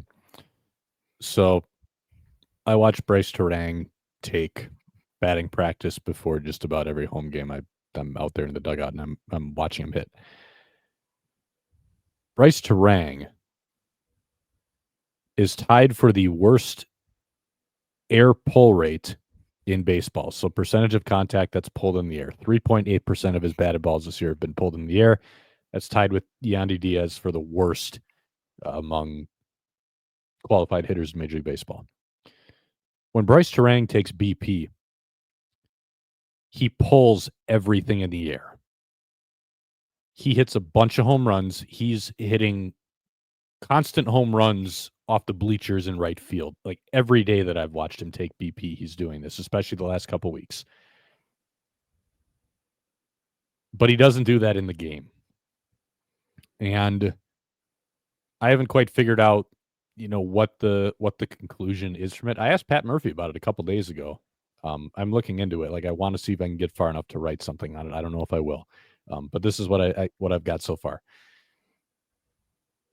Murphy said that he thinks Bryce thinks he has a greater capacity for damage than what he's done in the big leagues so far. So the question I asked was, Bryce is finally hitting the ball hard now. Do you think that he should start pulling it in the air? Because if you don't hit the ball hard, pulling it in the air is a lot of times one of the worst things you can do, because that's how you get the Caleb Durbin flyouts. Because 87 mile an hour fly ball, that's an automatic out in the big leagues. 95 mile an hour fly ball, 100 mile an hour fly ball, those are extra base hits. And Terang is able to hit the ball 100 miles an hour now instead of hitting it, 87 a lot of the time. So that, if he hits the ball in the air now, he's actually a lot more likely to get to extra base hits, compared to like when in his rookie season, he couldn't hit the ball hard. So when he would hit it in the air, just routine flyouts. And like Murph talked about, like there's a difference between working on that in BP and then knowing you can actually do it in the game when you need to have an approach and there's different kind of pitches you need to protect against. Like, it's possible. Like if you're so focused now in the game on getting your bat head out in front more than you're used to, that can screw up your timing and things can fall apart. So I understand that aspect of it. But it's interesting to me to see Bryce working on that. Like I haven't had a chance to talk to him about it, but he absolutely looks like a guy who is trying to pull the ball in the air with authority. And everything he changed with his stance this year, all geared toward a guy who's trying to hit the ball harder and do more damage. This is where I'm not quite sure how to feel about it. So I think there's obviously there's a personnel thing at the big league level right now that has the Brewers playing like patty cake offense most of the time, where they don't pull the ball in the air, they don't hit the ball hard, they don't have not only do they not have a lot of guys who do damage, but it seems like they have a lot of guys who, like, their mindset is, I can't think of doing damage. Like that's going to get me in a bad spot if I'm thinking of doing damage. Like Sal Frelick kind of fits into that mold as well. Bryce, when he talks about his in-game approach, all he ever says is, I'm just trying to hit a hard line drive up the middle. But he also goes the other way a lot in games. Like he lets the ball get deep, all this kind of stuff. Pat Murphy, in the same conversation a couple days ago I had with him, said Bryce's job is not to do damage right now. His job is to be on base and to create traffic. So I think the question is, which personnel exactly is causing that difference? Because if you listen to like Javik Blake with the Biloxi Shuckers does an awesome job. Like, just the kind of conversations he's able to get, the content that he provides for the AA level is super awesome. I would highly recommend, anybody listen to it. Not just the stuff he tweets, but like listen to a Shuckers broadcast, like the people he talks to on the pregame show. We were actually listening to it a few weeks ago when we were driving back from Cleveland, because we, it's like a 7-hour drive back from the Guardians series. a couple of us in the car, and we turned on the Shuckers broadcast on the radio, and he's talking to their hitters, and it's like night and day the way that they're describing their approach and what they're trying to do compared to what you hear the Brewers hitters talk about, and even what you hear Murphy talk about sometimes. So I think kind of where I'm at right now is I think the Brewers know that air pull is like the thing. You got to find a way to do it productively, because that's where your power is going to be. It's hard to hit for power when you're not pulling the ball in the air. Yeah. But I wonder if they just don't think that that's achievable with this group of hitters they have right now in the big leagues. And then, that kind of goes into a deeper conversation of, well, did that actually need to be the case? Did something go wrong along the way that they got to this point in the big leagues now? Or is it really just that the messaging gets different once you get up here? Yeah. I don't know. The other part of this too is swing changes are going to happen more in the minor leagues than in the big leagues, because a lot of the times, like, guys in the big leagues just are not, this is what got them there. They're not going to want to make sweeping changes to your swing. And generally speaking, when you're facing the best pitching in the world, that's not the time to be toying around with changes to your swing. Like, it's generally not going to work out super great for you unless you're like super aware of this stuff and you're really careful and all that stuff, because it's not a developmental setting anymore. So it just seems to me like one way or another, they got to this point where this group of guys made it to this big league roster, and there's not a belief that they can actually pull the ball in the air and succeed while doing so. Like in Frelick's case, if Frelick tries pulling the ball in the air right now, his results are going to go down because he does not hit the ball hard. Now, did that need to be the case for Sal? Could they have developed him a little differently, where by the time he got to the big leagues, he could have been thinking about that more in the right way and done it more successfully? I don't know. But like, I keep coming back to Sal just because he's a very good example of, like, you can tell he's rarely trying to do damage. Like, he's just not. He had an at-bat a couple days ago where he let the ball get so deep and he chopped straight down at it. I think he struck out on the pitch. It almost looked like he was trying to hit. It looked like he was trying to go for catcher's interference more than he was trying to hit the ball. And like, sometimes I see at bats like that, I'm like, what are we doing, man? Like, I'm not a hitting expert, but can we think a little more aggressively? Like, I'm the aggressor here. I'm the hitter. Yeah. Let's not try to play defense when we're in the batter's box. And it feels like that's what happens a lot. Like, I don't know. And it's interesting, like, when you talk to Murphy too, because I think he very clearly understands that pull air is important for guys. But it seems like he too is someone who's like, but maybe this group of guys, they're not the guys who should be doing that, or guys who are capable of that. I don't know. And there's like bat pass stuff you can talk about too. Yeah. The Brewers have some of the flattest swings in baseball, and this is all new data. Like, what do you do with that?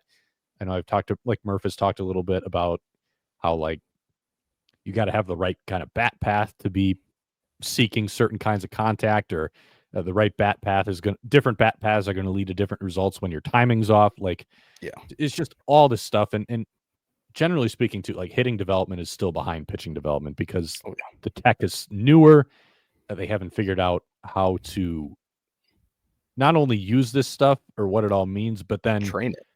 Like, how do you train it? What exactly do you do? Like, that's kind of what happened with pitching for a while. It was, okay, we know what it means, but now we got to figure out how do we train it, and they've gotten there.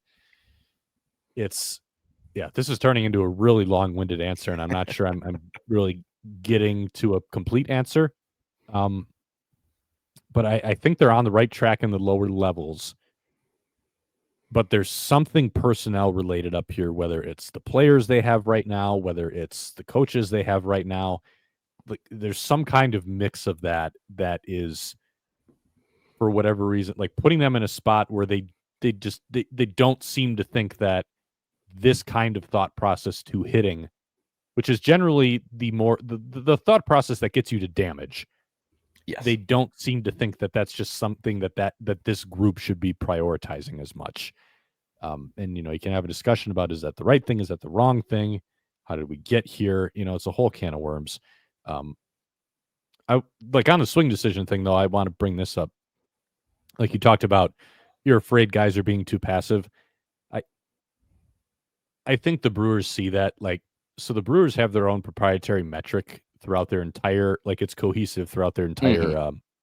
entire system, like top to bottom, every level of player development, where it's their own metric where they boil down like swing decisions to evaluate swing decisions.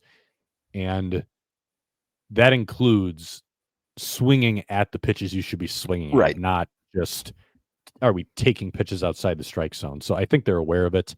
Um, who knows? Maybe it's like maybe sometimes it's a messaging thing. Like if you talk about swing decisions, maybe to some hitters that just means, oh, I just don't chase, Right. which in reality, that's only half the battle. And I would argue that swinging at the right pitches is actually more important than not swinging at the wrong ones, because Yep. you can, again, you can lay off the Oliver pitches Dunn. you're supposed to lay off of, but then if you don't swing at the ones you're supposed to swing at, you're still not going to get anywhere. So, Yeah. like that, swinging at the pitches you should swing at is more important than laying off the ones you shouldn't. But I think at the lower levels, they know what they're doing. There's something going on up here. And I think it might take a couple more years to flush that out. Whether that's, some of these players are moving on, or the coaches are moving on, or the coaches are moving on because now they want to bring in the right coaches for this next crop of players that are coming up. Right. Like that's part of it too. Yeah. But yeah, there's a difference up here. There absolutely is. What exactly it is, I'm not sure. I've got a bunch of thoughts, like theories. I kind of spelled them all out. But yeah, that's kind of like the best answer I can give right now based on just being around and the things you hear and the things you observe. But like Bryce, the Bryce thing is super interesting to me right now. Like a guy who basically the way he's hitting in the game and the way you can tell he's trying to hit in BP, like could not be more like polar opposites of one another. So that's interesting to me. And I think it kind of encapsulates, like, in a way, like the discrepancy between, okay, like there are a lot of people within this org who seem to know that this is like the way to go. Like this is what is going to this is what's going to raise your ceiling as an offense. But it's not happening in games right now. Yeah.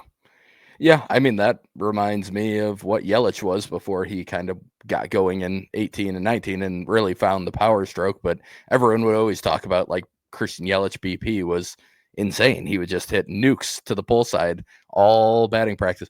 People talked about that with Ichiro his whole career. And Ichiro obviously never really changed that approach, but I think he was capable of actually being a very different hitter.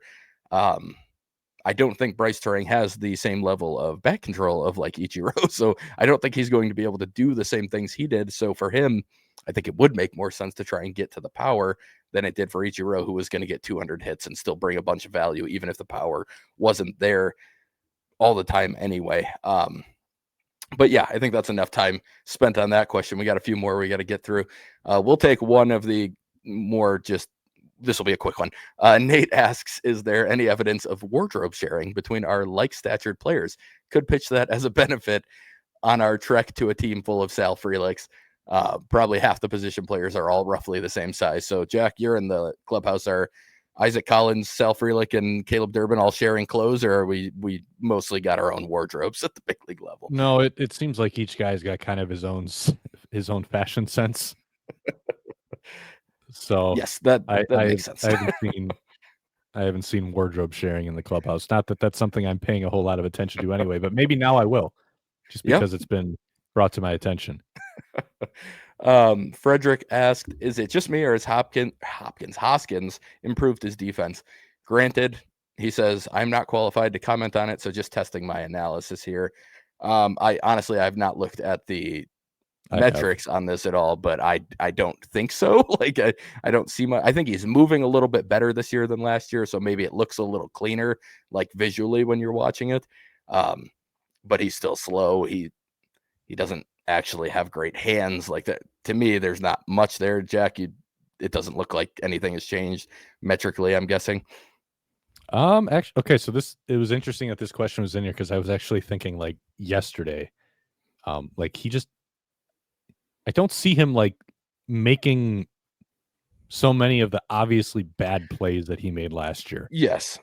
Like He's handling the ball better. It does seem like there's a couple balls that he's actually like they're balls he should be getting to, but he's getting to them now when he wasn't getting to them a year ago. Like everything it has looked better to me, like a lot better. Not that it's great, but it's looked a lot better to me. So I actually started looking at the metrics then when we got this question. And the metrics agree it is better. So Oh, okay. last season at first base, -3 DRS, -4 outs above average. This year for Hoskins at first base, 1 defensive run saved, 0 outs above average. So Yeah. Okay. I mean, and yeah. I would agree with that too. Like I think Yeah. he hasn't been I wouldn't say he's been a good defender, but as far as first base goes, like he's okay. And I actually what I've noticed too, like um it's not just like the ground balls hit his way. I think he's looked more nimble on those, like some of the Yeah. 3-1 plays, like in the flips to first and all this stuff. But where I've actually what seems different to me is how he's handling throws looks a lot better too.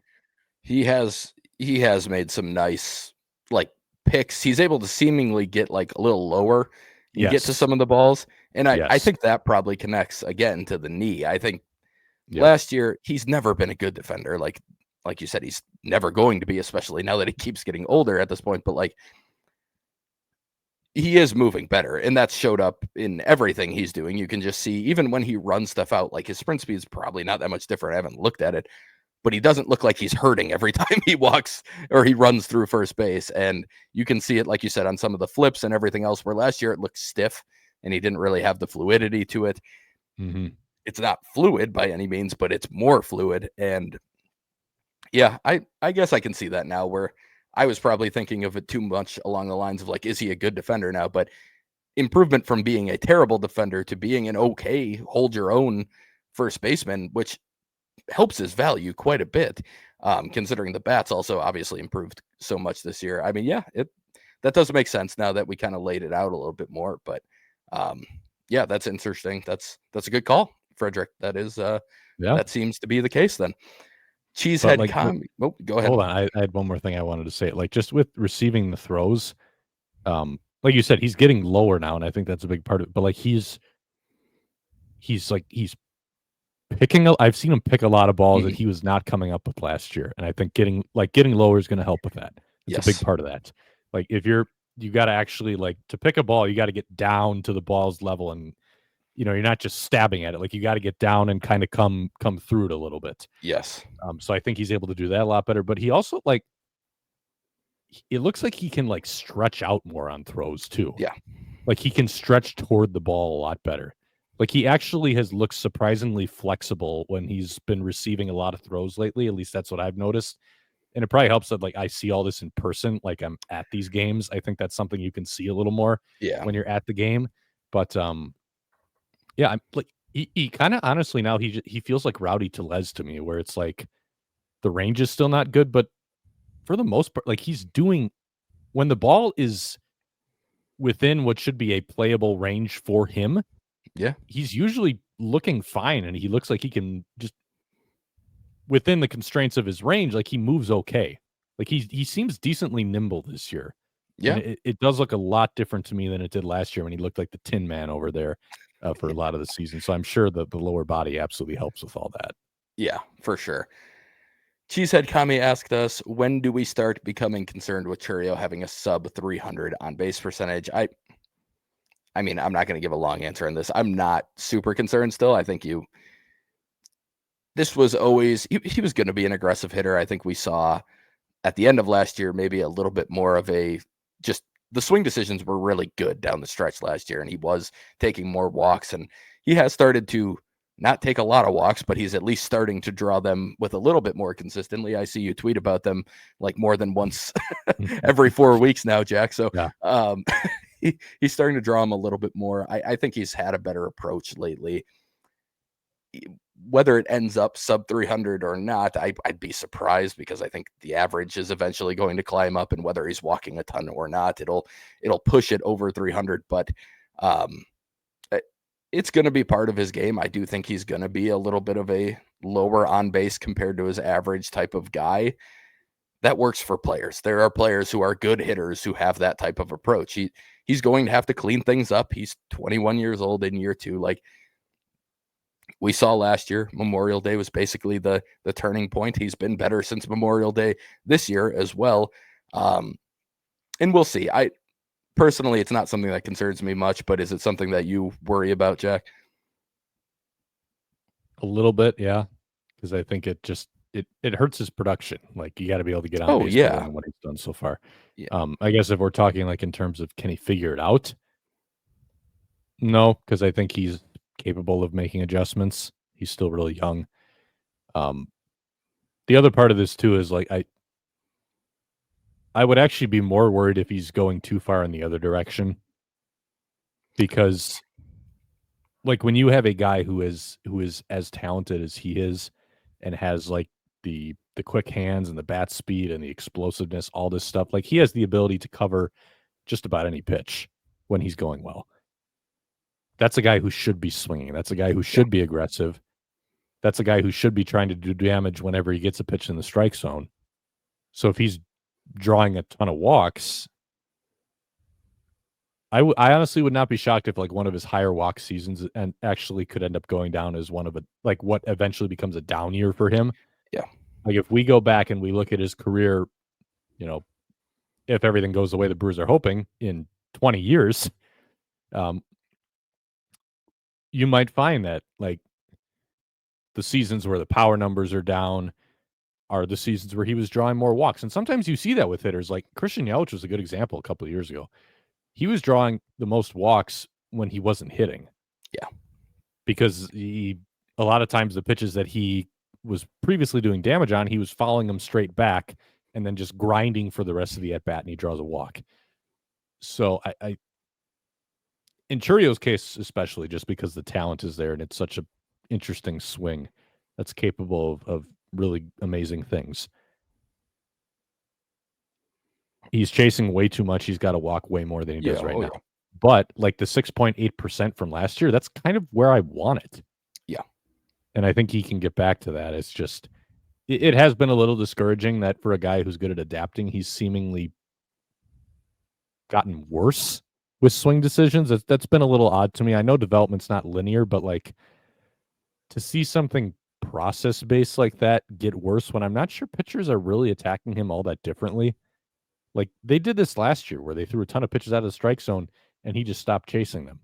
Yeah. Or he was swinging and missing at breaking pitches blown away for the first half of the year. Second half, he absolutely destroyed them. He went from like one of the worst hitters on a slider blown away to one of the best. Like those are the things where I'm like, what? Where is that now? How has that gone backwards? But I think it's still in there. So it's too small of a sample for me to be too concerned about any of this stuff yet. Yep. With you there. We talked about Ortiz a lot, but Philip asks, Fangraphs has Ortiz at a WRC plus of 48. How long is that sustainable, and what are the reasons for optimism besides his age? I mean, it's still that you do see some decently hard contact. You see him capable of hitting the ball hard the other way, especially at times. But we're getting to that point, what we've talked about all year, where it's like, if it's not there at this point, they're going to have to find somebody else because it's getting too late into the season if they want to compete. I still think longer term, I still have belief in Joey Ortiz, but I think it might take a reset in AAA for him to do it. I think back to like, this was a younger player, but JJ Hardy, when he first came up, had a great first season or first full season with the Brewers. I was too young to have the exact stuff down here, but he had a really good start to his career. And then he ended up having to go down after a really rough start the following season.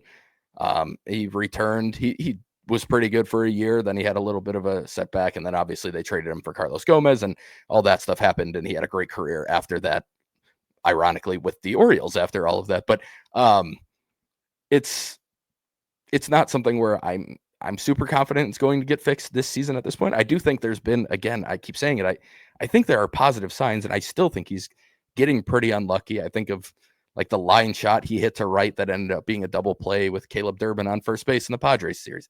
Like there's been stuff like that throughout the season, but that also happens to everybody. So you can't just pick out his good moments and say there are signs here. Like that's just part of it. That's part of baseball. You're going to have hard hit outs, and at this point, we are 2.5 months in basically to the season, and a 48 WRC plus is just horrendous. I mean, it's awful. No matter how you slice it, you aren't just bad or you aren't just unlucky at that point.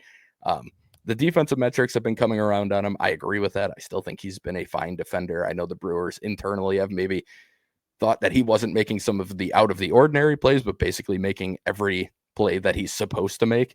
And I think that lines up with what I see. I think he's made a couple tougher plays of late as well. So that's been fine, but it's tough. Again, we've talked about it a lot, Jack. You can add on if you want, but I feel like we're both at the point where it's like they might have to replace him. I still think there's a chance, even if they don't, that he can figure things out to a degree. But it seems unlikely from my perspective that he's going to be really figuring things out this season. Yeah, so right now you're sitting on a 239 weighted on base with a 288 xWOBA, 48 WRC plus, but an 84 DRC plus, deserved runs created plus. So you can see just those gaps there where it's based on the extent of contact and the quality of contact, the caliber of the contact he's making. It probably should be a little better than this. I'm kind of getting into an interesting spot with the defense. So like he's still at -4 DRS.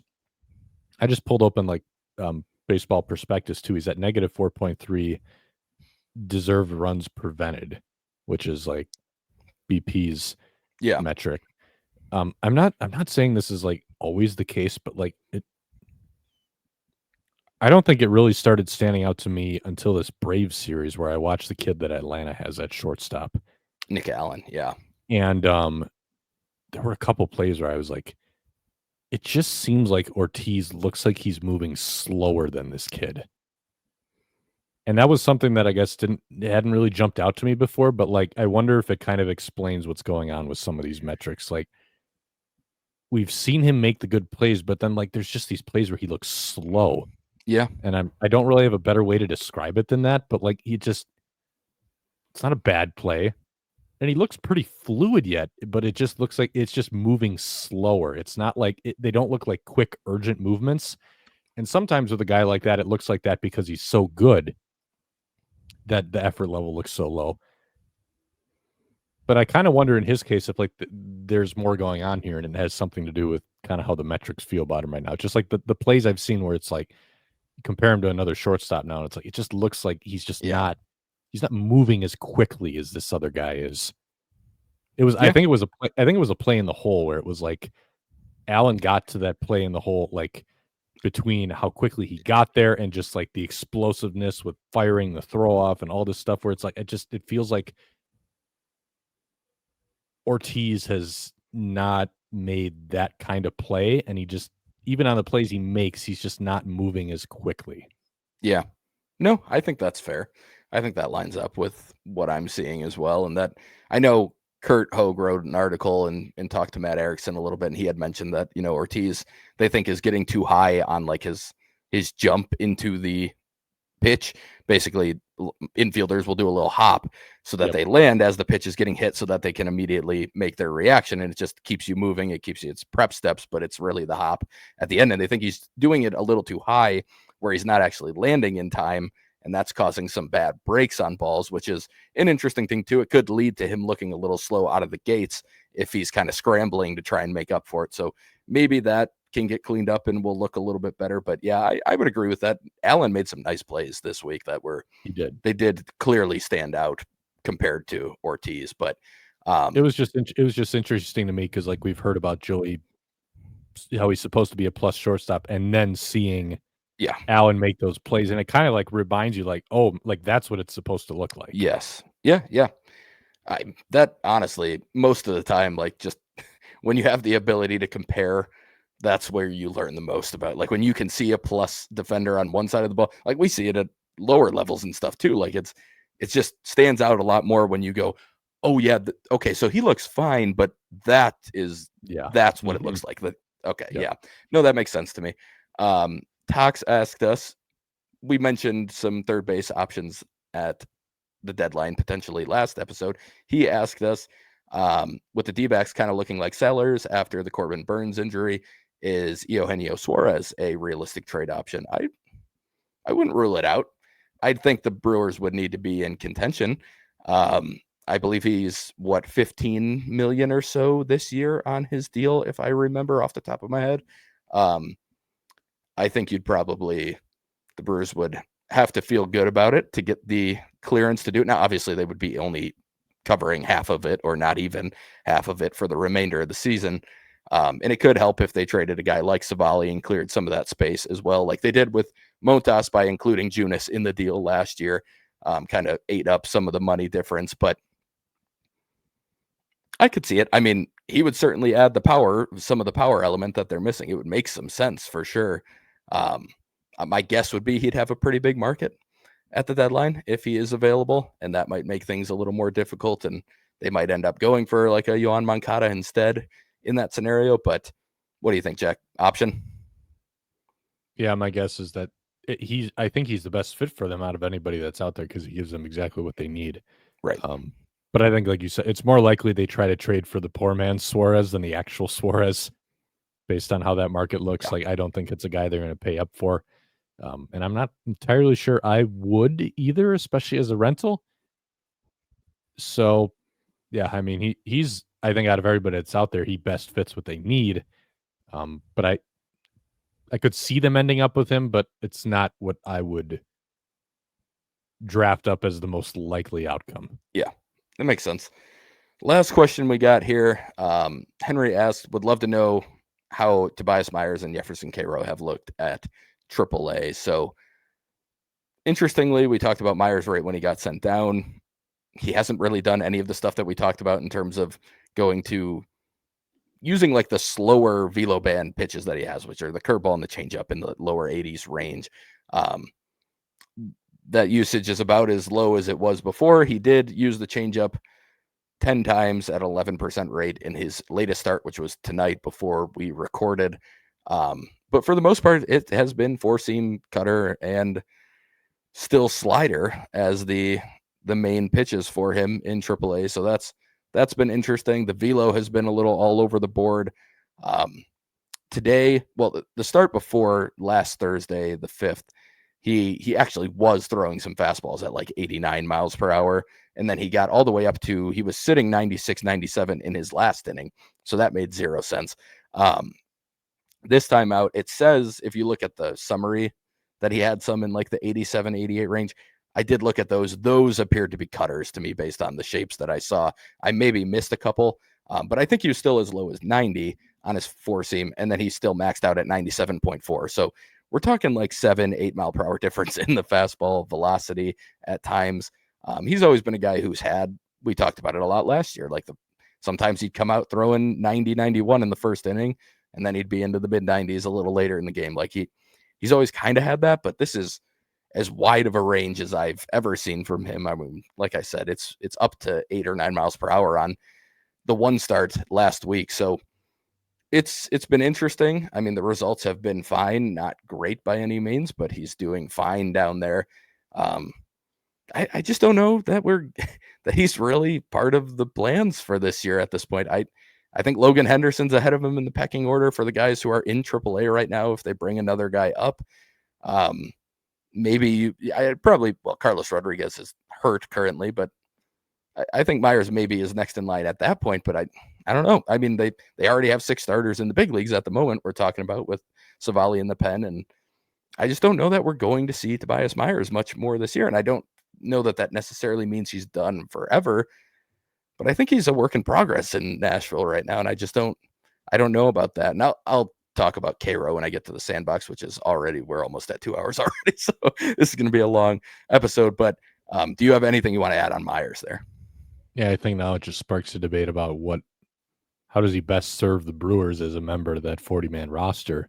Yeah. If he's so far back on the starting depth chart, I think right now you keep him stretched out just because you never know what can happen.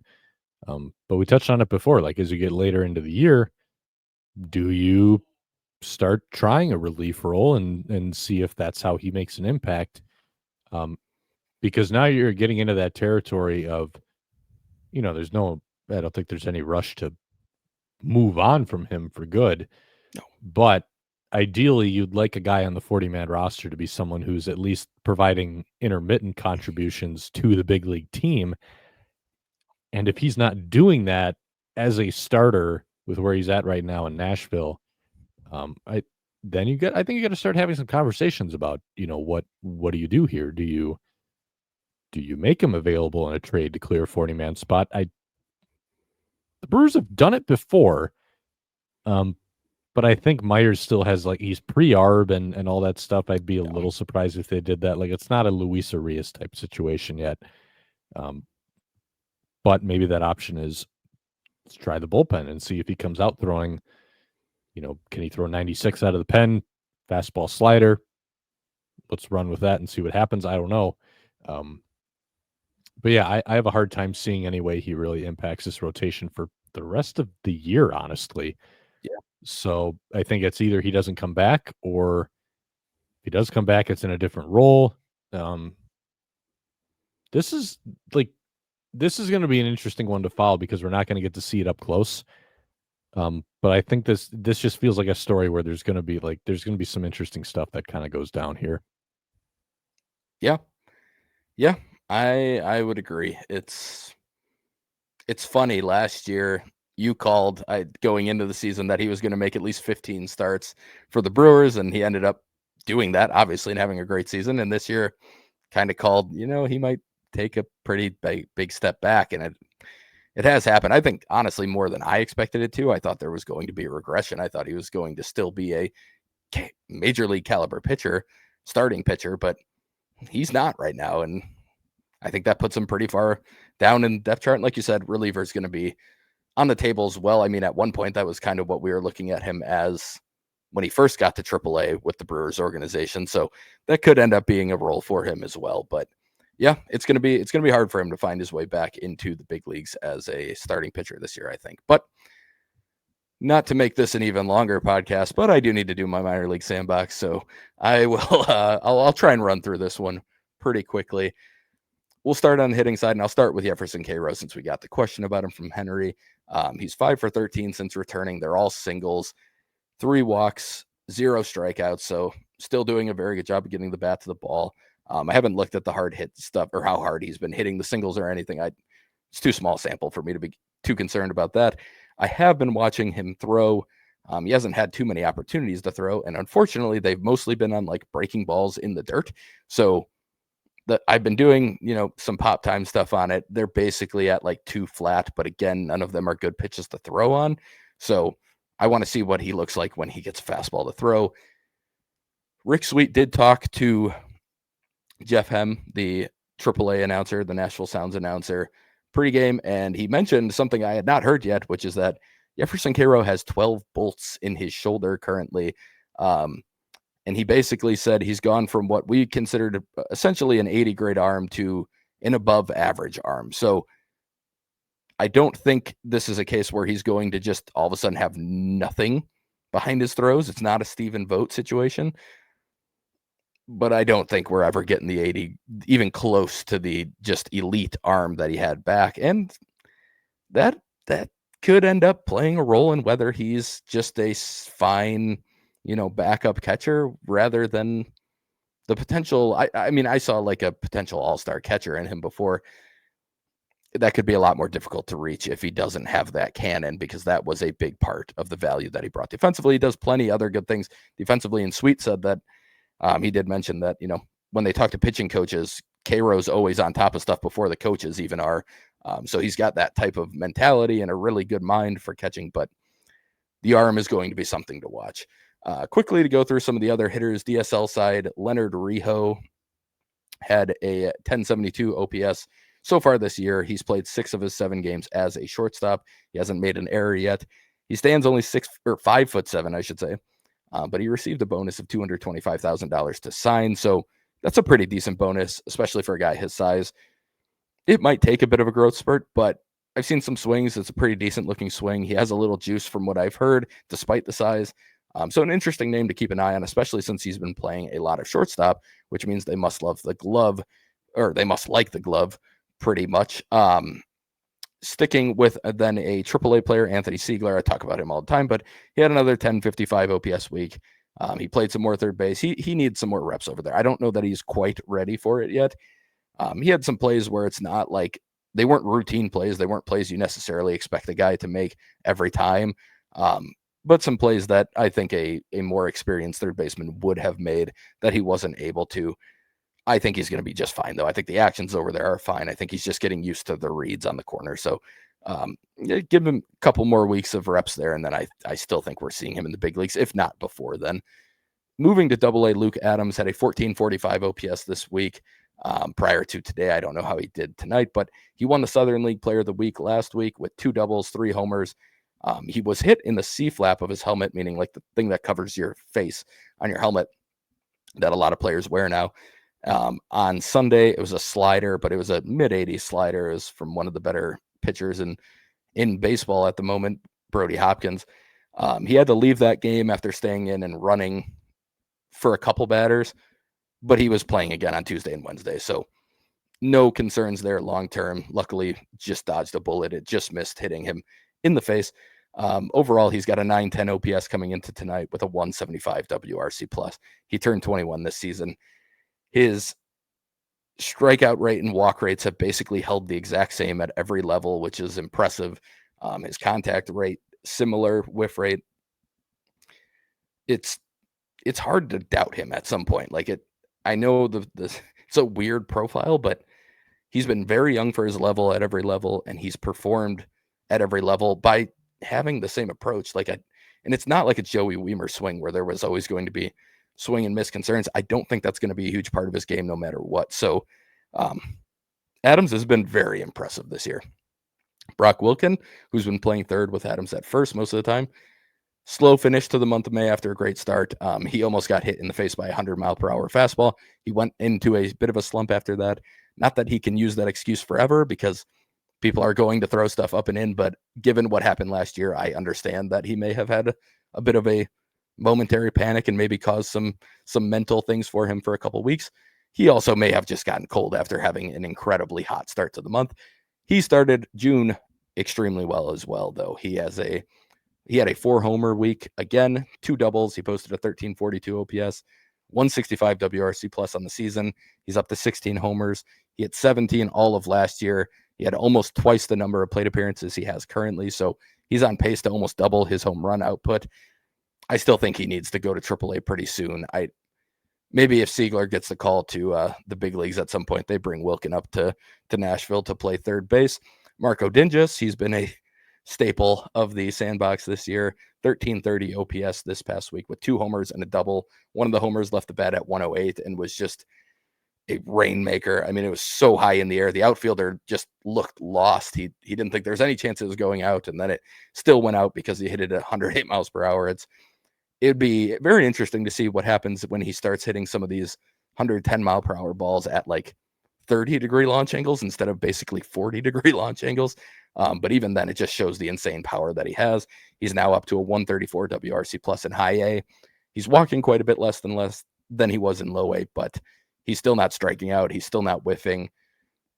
He's good. This is a borderline top 10 guy in the system, if not already in it. There are people out there right now who believe he might be a legitimate star as a catcher. So we'll see if the defense keeps improving. It keeps getting better every time I watch. He could be very, very good. They may have found a great one in the 4th round of the 24 draft. Speaking of 24 draft picks, Blake Burke had a 1003 OPS this week. He had 3 doubles. I wrote about him in my minor league observations article for this week. There's been a lack of home run power that's been surprising. He hits the ball hard. But he's been hitting it on low liners and opposite field a lot, and a ground ball rate over 50%. None of those are great, but at the same time, the hit tool looks a lot better than I was expecting. He's not whiffing much. He's not striking out much. He's drawing walks. I think the power is going to be there. He hits the ball too hard. He has the ability to get to loft too well to not hit for power. So I think the fact that the hit tool is there and the power is not quite yet actually might be a decent thing for his development as he moves forward. The defensive first has looked good. I kind of comped him to Rowdy Tellez, except with maybe a little bit more range. Maybe maybe, just a little bit better than like what we're seeing from Rhys Hoskins at his peak. I think he moves a little bit better than those two do, but he has really good hands over there as well. And then Jose Anderson hit his first low A homer as well as a triple this week. He's definitely taking time to adjust in low A. It has not been super pretty. But this past week, he looked a lot more comfortable to me. I think he was laying off pitches better. He just had not seen the level of pitching that you see when you get to full season ball yet. And he also had a really nice throw for an outfield assist in one of the games and almost another one. He's got a good arm. The defense is definitely a work in progress, but you can see the tools are there. Just maybe not always the best routes, those types of things, but he's a very young player. None of that's super surprising. Good to see him starting to straighten some things out, though. On the pitching side, starting with some rookie league guys again, I talked about Andy Bravo on last week's episode. He hasn't pitched since last week, but I had speculated that he could be like one of the now rare stateside movers, and they brought him stateside the next day after the podcast came out, so that was cool to see. I'll be excited to watch how he does in the ACL. He'll be 18 all season, and the stuff is pretty good. I think he's going to translate pretty well to the complex league. Staying in the DSL, Dustin Mayorkin, he was signed in this past year's class. He went 5 shutout. He had 2 hits allowed, 1 walk, 4 strikeouts. He'll be 17 all season. He's been up to 93 already. He throws a 5-pitch mix, including a really big curveball in the low 70s that he seems to love to use based on the video I've seen, and saw a video of his first strikeout in pro ball. It was on that big curveball. But he has a wide range of velocity bands, which I talk about a lot. I think that's important. I think he has an ability to mix speeds really well. So that's one of my favorite pitchers from this class. On the complex league, I talked about Hayden Robinson was supposed to make his return last Friday. He ended up pushing it back to Tuesday of this week, but he threw a perfect inning in his return, struck out 2. He looked really good in the complex league last year. Like, scouts were very excited about him. He had like that hybrid Tommy John type of surgery, made a pretty quick return. It'll be interesting to follow, but a good start for him here. 4-seam, throws a sweeper, throws a changeup. Both the sweeper and the changeup are really good pitches. Also mixes in a curveball. He was throwing a lot of strikes, not walking a ton of people, getting strikeouts, only in the upper 80s, low 90s with the fastball, but good shape to it as well. Like, he's very exciting. I'm going to be interested to watch him. If he can add some velo, especially, he's going to be a good one. Ethan Dorchis in the ACL, I've talked about him a couple times too. He went 5 shutout in his last appearance, 3 hits, 2 walks, 5 strikeouts. Baseball America wrote him up today. Talked about all the pitches he's throwing. So he's throwing a 4-seam, cutter, sinker, slider, and splitter. The fastball's sitting in like that 90, 91 range. He's touched 94. He's throwing it with 6.7 feet of extension, about 16 to 17 inches of vertical break on average from a 5'8" release height. So it's a good pitch. He also has above average command of it, they said. He throws it where he wants it. He throws it in the zone consistently at the top of the zone. He's generated whiffs at a 48% clip on the fastball and 33% in zone, which is really impressive. If he can keep adding velo, and he's a big guy, I think there's more velo in there. It could be a really, really good pitch for him. He throws the cutter, as is most often secondary, and then he throws in the sweeper and the splitter. The splitter looked really good on the video I saw of him. Scouts really have been talking him up in the complex league, so I'm going to be very interested to see how he develops moving forward. 3 other pitchers to talk about from the full season levels here. Coleman Crow, another dominant 6 innings. He only allowed 1 hit. He hit 1 batter, and he struck out 9. He's at a 46-7 strikeout to walk ratio this year. He has a 1.8 FIP. He just looks really good. He's starting to go deeper into games. Like, I don't need to see Bruce Zimmerman making starts in AAA anymore. Like, get Coleman Crow to Nashville and see if he can hold his own there, because they're going to add him to the 40-man if he's healthy. I'm almost certain of it. He's a minor league free agent at the end of the year. There's 0 chance they're going to let him hit minor league free agency, and there's 0 chance he would not get a major league deal with somebody if he did, assuming he's healthy. So he's going to be on the 40-man this offseason. I'm pretty convinced of that. Couple lefties to talk about in high A Wisconsin. Anthony Flores, 5 2/3 innings, 4 hits, 1 walk, 7 strikeouts, no earned runs, 1 run overall in his last start. He'll be 20 all season. He only sits 87 to 89. Saw a couple 90s. There's some carry to the fastball. Curveball is his primary pitch, and he spins it at 3,000 RPMs in the low 80s. He commands it really well. He can throw it for strikes. He can throw it for chase. He'll mix in a changeup and a cutter. Cutters in the mid 80s, changeups more like 83, 84. So he spreads like that whole 80 mile per hour range of velo, but the curveball's the pitch there. Like if he can build the velo up, maybe you see something longer term, but the curveball's a really good pitch, and he might be able to build around it if he can develop the other stuff. Jesus Broca, less of a prospect than Flores for me, but he had 2 games out of the pen this week, went 5 2/3 total, 7 hits, a hit by pitch, no walks. He struck out 6 and did not allow an earned run. He'll be 21 all season. He was sitting 90 to 92, hitting 93. Similarly, I'd say his curveball is his best pitch in the upper 70s, but he doesn't use it as much as Flores. He goes heavier on the fastball usage.